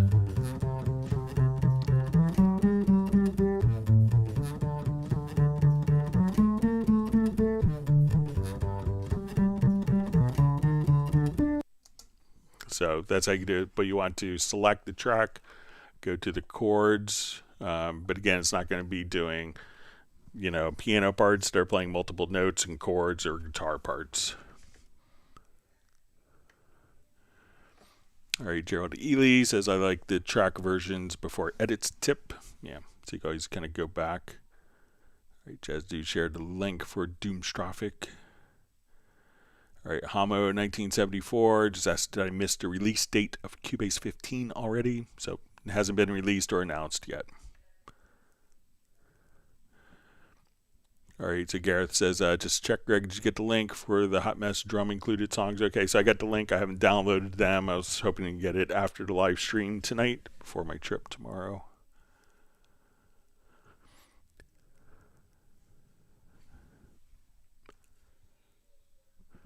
All right, so we see Gerald Ely says, have to step away. Thanks for all you do, Greg. I'll be checking the stream later today. Have a great week. All right, so we have Alan joining from the Republic of Ireland. Thanks for joining us. My family, we went on vacation in Ireland. Had a great time. All right.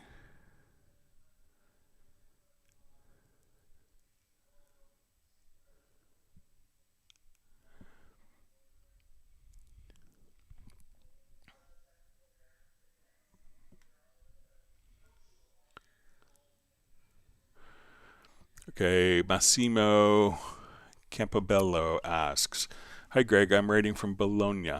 Use Cubase 14 Pro. Can you show steps for recording without a metronome to set the tempo based on the event? Thanks a lot. So we did that just a little bit earlier. So if you rewind, I'm not sure when it was, but maybe an hour or so ago.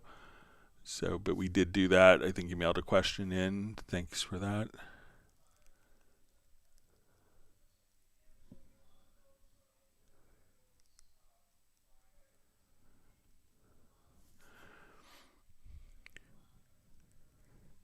Okay, so Dawi De Jaeger asks, hi Greg, thanks again for doing this. Can you just help showing how to run like an acoustic guitar session with like two close mics in a room and how to have multiple takes and keep it tidy? Okay, so I'll see if I could recreate that.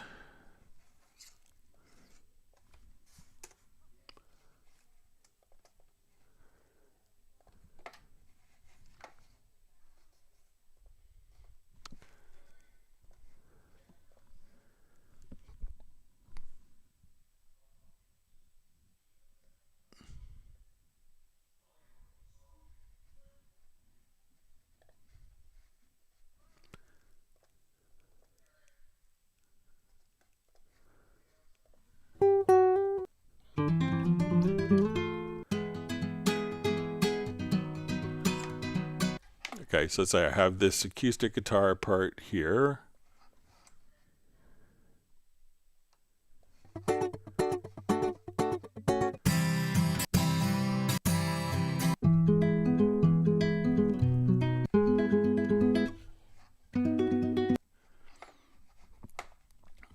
Okay, clear my throat. All right, so I'm going to create 3 buses here. Okay.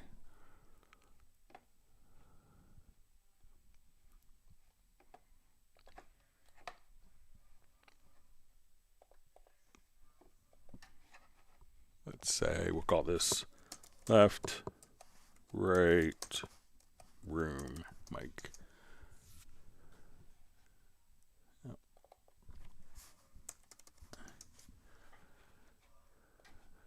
Okay, so now I come over here. So I'll just use my direct routing on this particular track.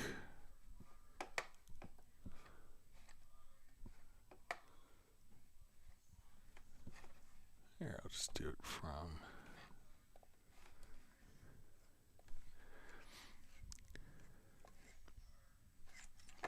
Okay, so let me just make sure my direct routing summing mode is on. All right, so let's say left, right,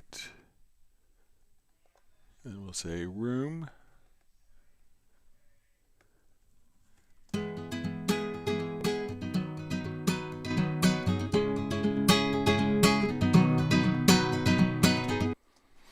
Okay, so now I'm going to create some audio tracks just to route these two, and we'll kind of set up like a multi-track comp scenario. So we'll make 3 audio tracks.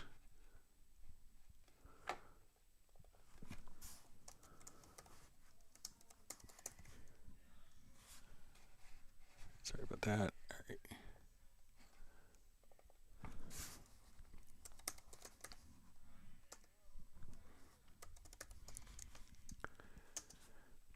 Okay, so I want this input.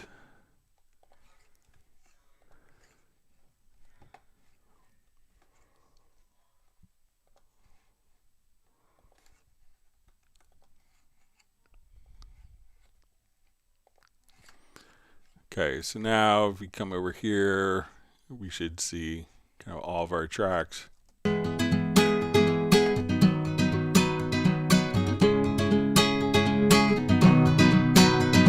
Okay, so I'm going to do just, let's say, a multi-track, kind of like a multi-track comp here. All right, so I'll just hit record, and we'll do take 1.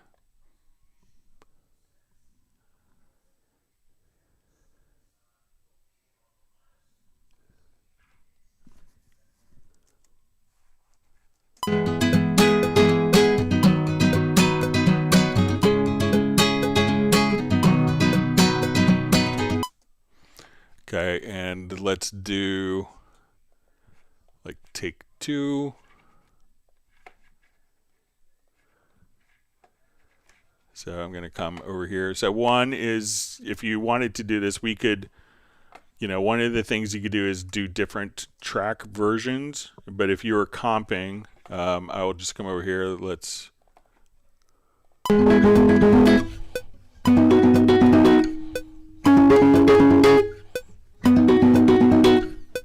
All right, and I'll do like 1 more part here.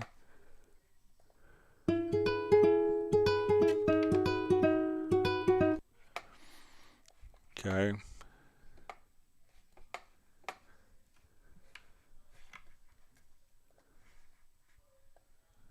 All right, so we're going to have our multi-comps here.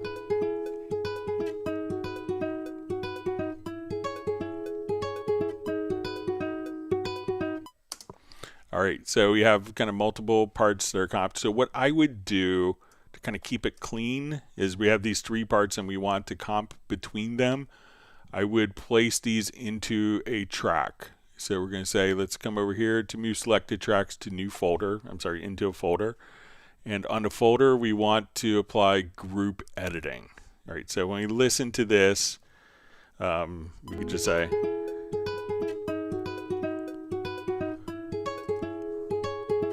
So when I have group editing, I could now just come over here and switch between my different takes just by going into the center.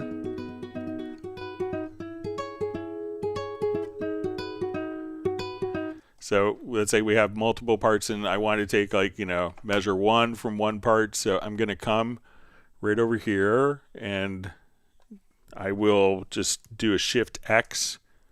And let's say, okay, I want to do a Shift X here. And I could say, okay, I want to start off with take 1. I want to go to take 3, back to take 1, to take 2. So now I've just effectively done like a multi-track comp.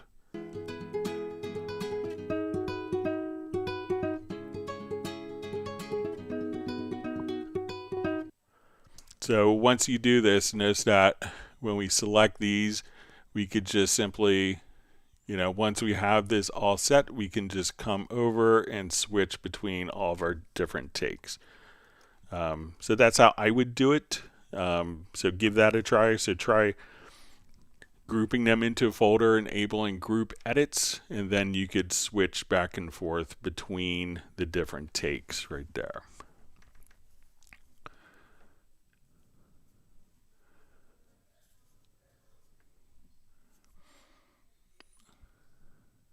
Okay. All right, inactive user, great to see you on. Just says, hi Greg in chat, how are you today? My question is, when I use a delay on a send bus and insert a reverb after that delay, where should my ducking compressor be, after the reverb or before the delay? Ducking compressor, delay, ducking compressor, reverb. So if you're using sends, so let's say, if we're here and we're using sends on this, so we open up our channel. So let's say we're, playing this and we have a delay. So let me add an effects here. So unlike inserts, which are in series, meaning that if we have like 4 inserts, that the inserts go from insert 1, feed it into insert 2, into insert 3, insert 4. When we use sends, those are parallel. So I could just say, let's come over here, let's add an effects channel. So I want to add my reverb and my delay. So I will just add another effect send here. We'll choose delay. All right, so let's get to our studio delay. So now, like this delay isn't feeding into it. So this delay is actually feeding directly into the effects channel of the delay, and the reverb is feeding into the effects channel of the reverb. So we listen to it.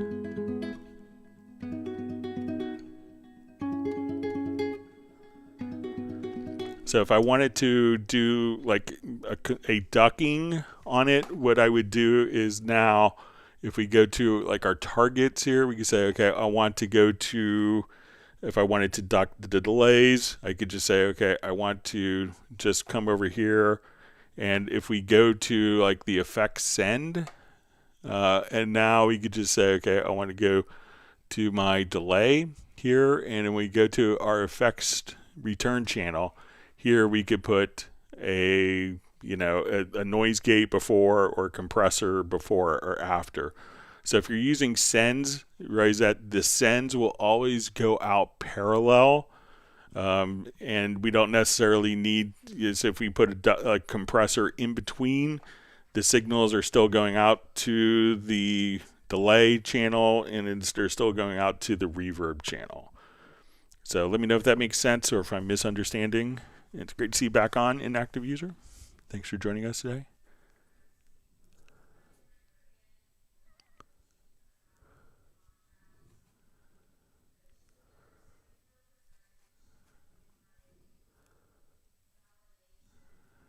All right, Uno Memento wants people to hit the like button. Let's see how we're doing on our likes. All right. My chat is pretty far back. All right, so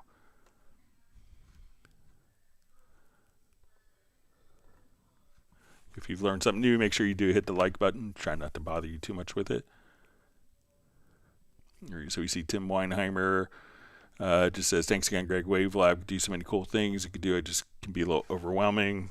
I would agree with that, but once you figure it out and you could save a preset, then I think you'll be in good shape. All right, so we see Jay from Secret Studios on.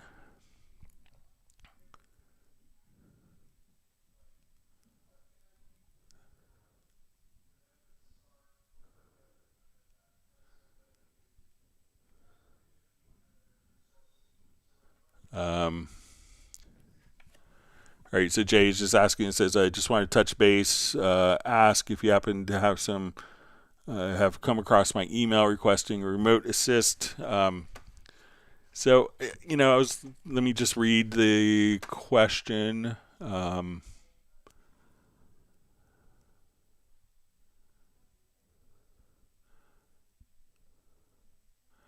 All right, so it says, hi Greg, I'm using a template provided by a partnership with Next M MIDI and orchestral tools.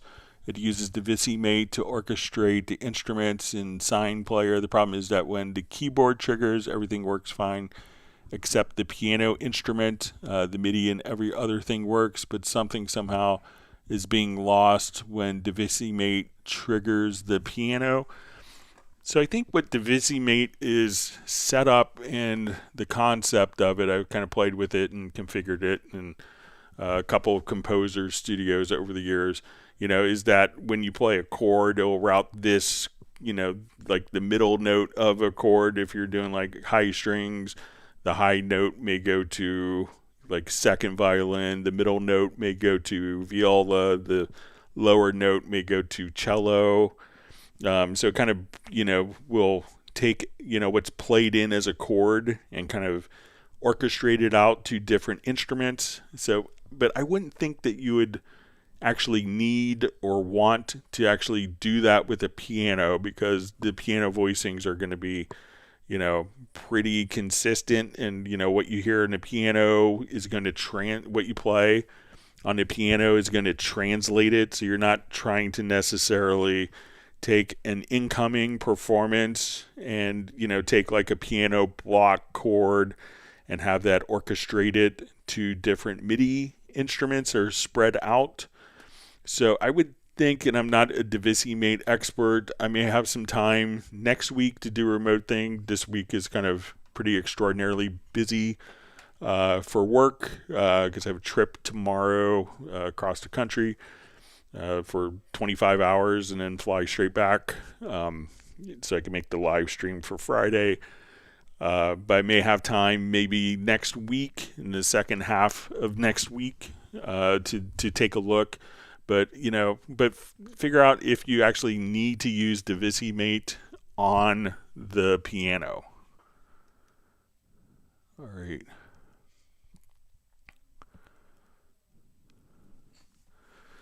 All right, Hamo 1970 stores. Hamo 1974 just says, by the way, the new SSL 360 version 2 software update's pretty cool for us Cubase users if you happen to use those controllers. Yeah, I know lots of people are.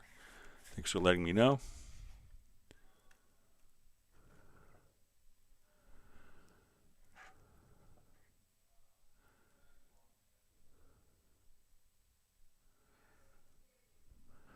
All right, songs of the Ivy Brothers says, is it possible to vary audio one voice in a stereo track of background voices? Probably not, but just taking a shot. So it's not going to automatically split up if they're singing harmonies. But if you have the if it's like 3 or 4 people singing the same part, you could use vary audio for that.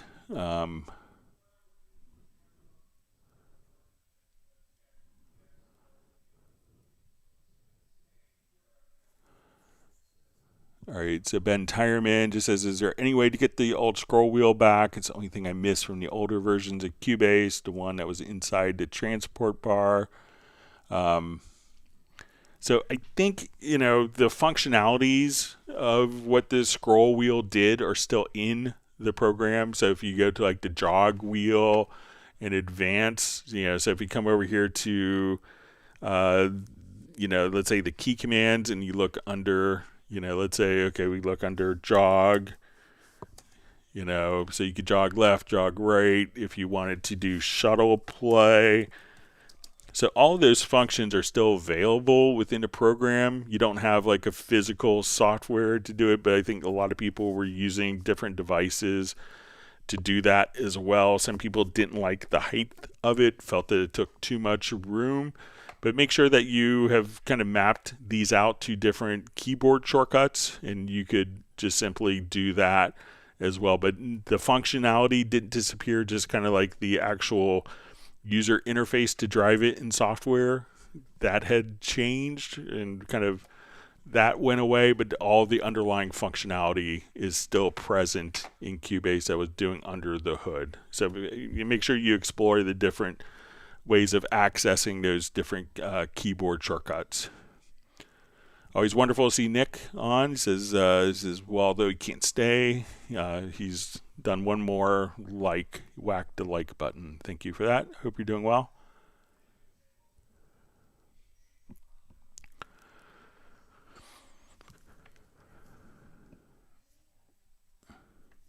All right, and we see from Ben Tyron, it says you could speed up, slow down, and reverse it like a tape machine. So yeah, you can still do that. All right, Tony Trunzo asks, hi Greg, I have Cubase on 2 computers. If I cross-grade Cubase to Nuendo, would I still be able to use Cubase on my second computer?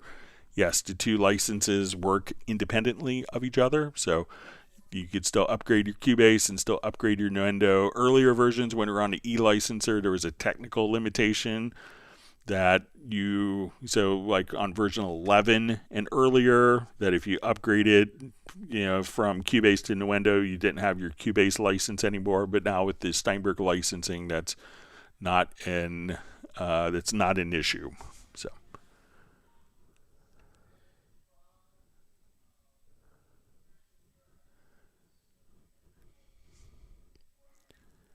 Garrett just says, I play all the loops for Steinberg himself. So I wish I was that talented. All right.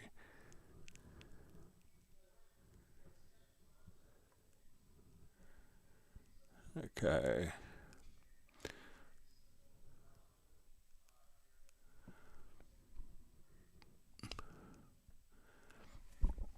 All right, Garrett's question. Sir Greg, is there a way to save a multi-track preset that has both audio and group channels, so that at least the internal routing from the audio to groups are preserved? So it's not going to be necessarily a track preset, but we can save a track archive. So let's come over here. Let's say we have like our audio here that's going into effects, and that is being routed to groups as well. So we have kind of the trifecta here. So what I could do is I'm going to select all of the tracks. Let's go to File, and the terminology could be a little odd with this. So we want to export selected tracks. So we will export this. We'll put it to our desktop, and it'll ask us for a name. So we'll say, okay, let me just make sure I did the right choice. Export selected tracks. Okay, let's go to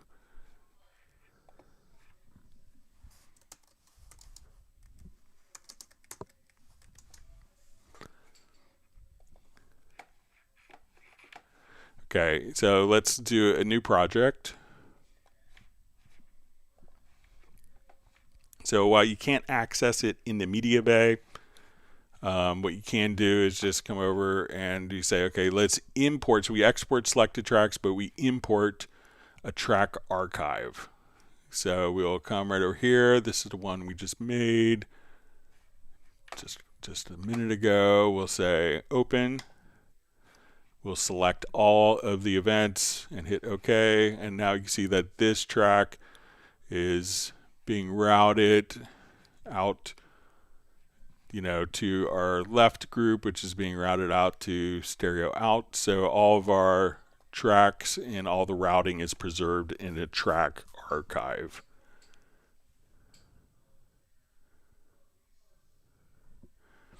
All right, Uno Momento wants to get up to 100 likes.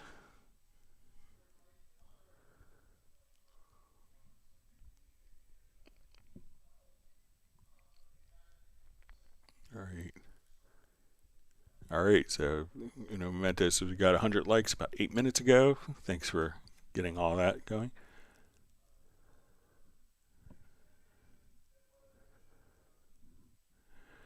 All right, so we see from Secret Studios, it says, "Hi Greg, the piano is part of the orchestral performance. I'd really, could really use your help next week if you'd be so kind." Yeah, so next week I may be able to do it. Maybe Thursday might be a good day. I have like work meetings and stuff on Wednesday, and Tuesday's a live stream. So if you could, reach out for maybe Thursday. But again, I want to know why you need to orchestrate the piano. So I don't think you really need, it's really intended for working with a particular piano part.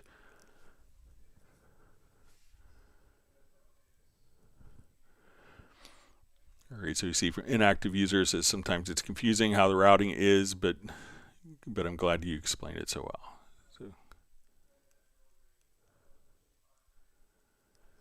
All right, so we have Soren's watching a friend taking part in a national TV show, so good luck to your friend.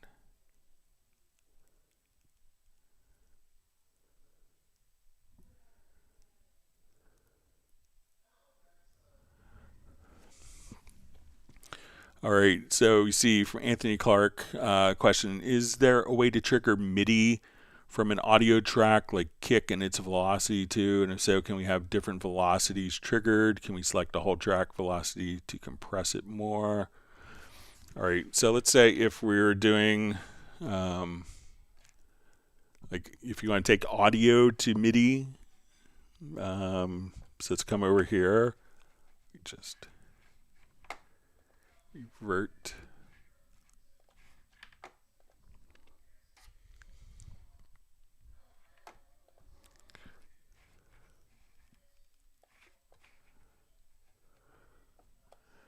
Okay, so let's say if we want to take like this, okay,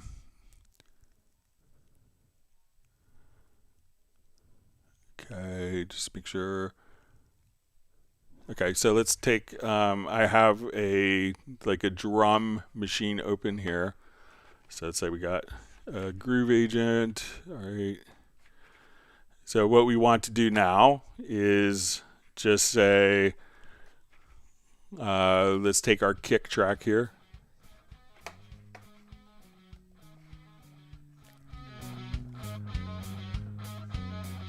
All right, so when we come in, we'll go to our hit points.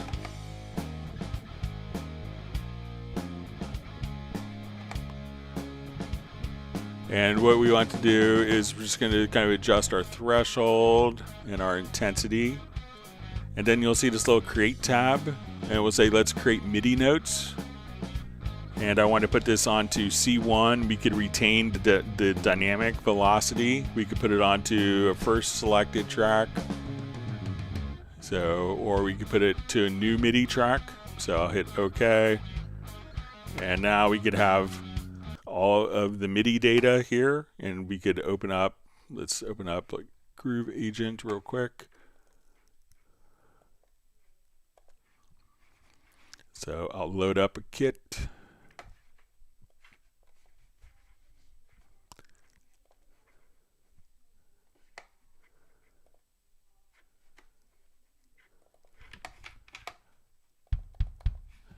All right, so we have that particular sample. So I'm going to take this MIDI part and I'll copy it over here.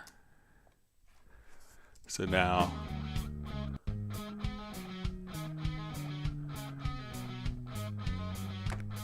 so we come over here, let's make the kick louder here. So if you want to do like drum replacement, simply come over and within the hit points, just come over here and then you could create MIDI, and that MIDI will automatically be just created right here. And if you wanted to select all of the notes. We could choose to increase the velocity of those particular notes as well. And if we wanted to tune the kick here, we could just say, okay, let's come over.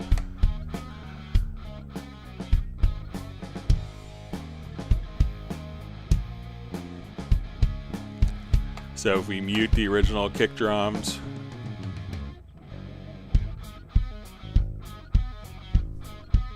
you can do it just like that. So let me know if that's kind of what you wanted to do, Anthony, with that. All right. So Pablo says that he bought the Simon Phillips jazz drums. Those are good. I was just helping Simon, I think just the other night, maybe Friday night, just helping him out with his own drum set. So it's kind of fun. Just super nice guy. Love Simon. Just an amazing drummer. I got to see him play with The Who in 1989. So he has all sorts of great John Entwistle stories. All right, let me go over. I think we may have another question or two before we run out of time. Says in Cubase 14 Pro, I have group tracks routed so I can save everything as a preset to another project without the actual audio. Example would be a drum group with kick, snare, and overheads. I'm finding I'm using similar settings, so I wonder if there's a way of saving the whole thing in some type of preset, not just as individual presets for each track. Can't wait to hear your answer. So I think we just kind of covered this. Again, if we want to take all of our tracks with the drums, let's say take this and we route it to let's say we'll come over here to our instrument track. So let's I'm going to route it to a group channel. Sorry for my brain cramp. And now I want to take all of these particular drums. I will let's export these as export to selected tracks. So here we could choose just to reference the files if you need to.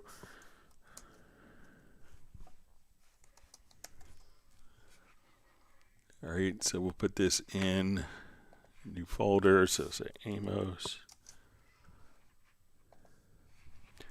And so if we have like everything set up exactly how we love it, we can now come over here and choose, we'll do new project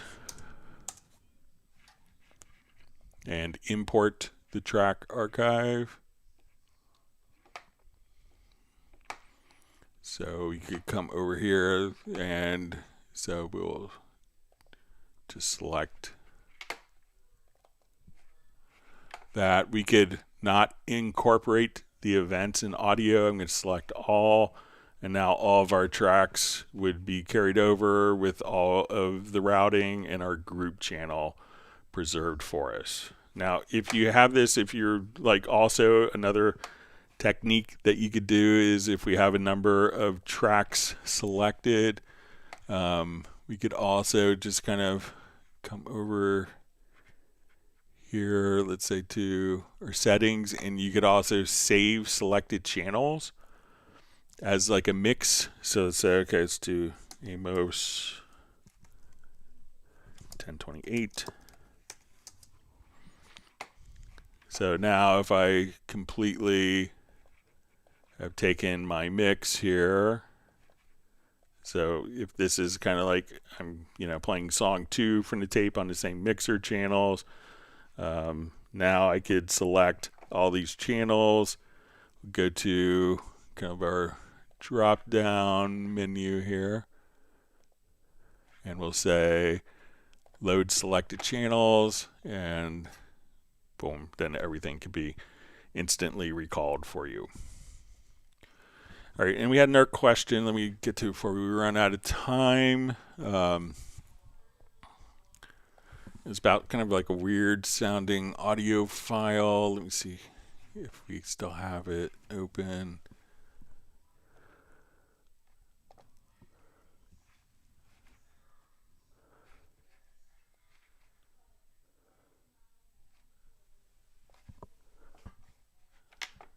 don't think I have the file, so I'll email Soren back with that. All right, let's see if we get one last minute question before we wrap up.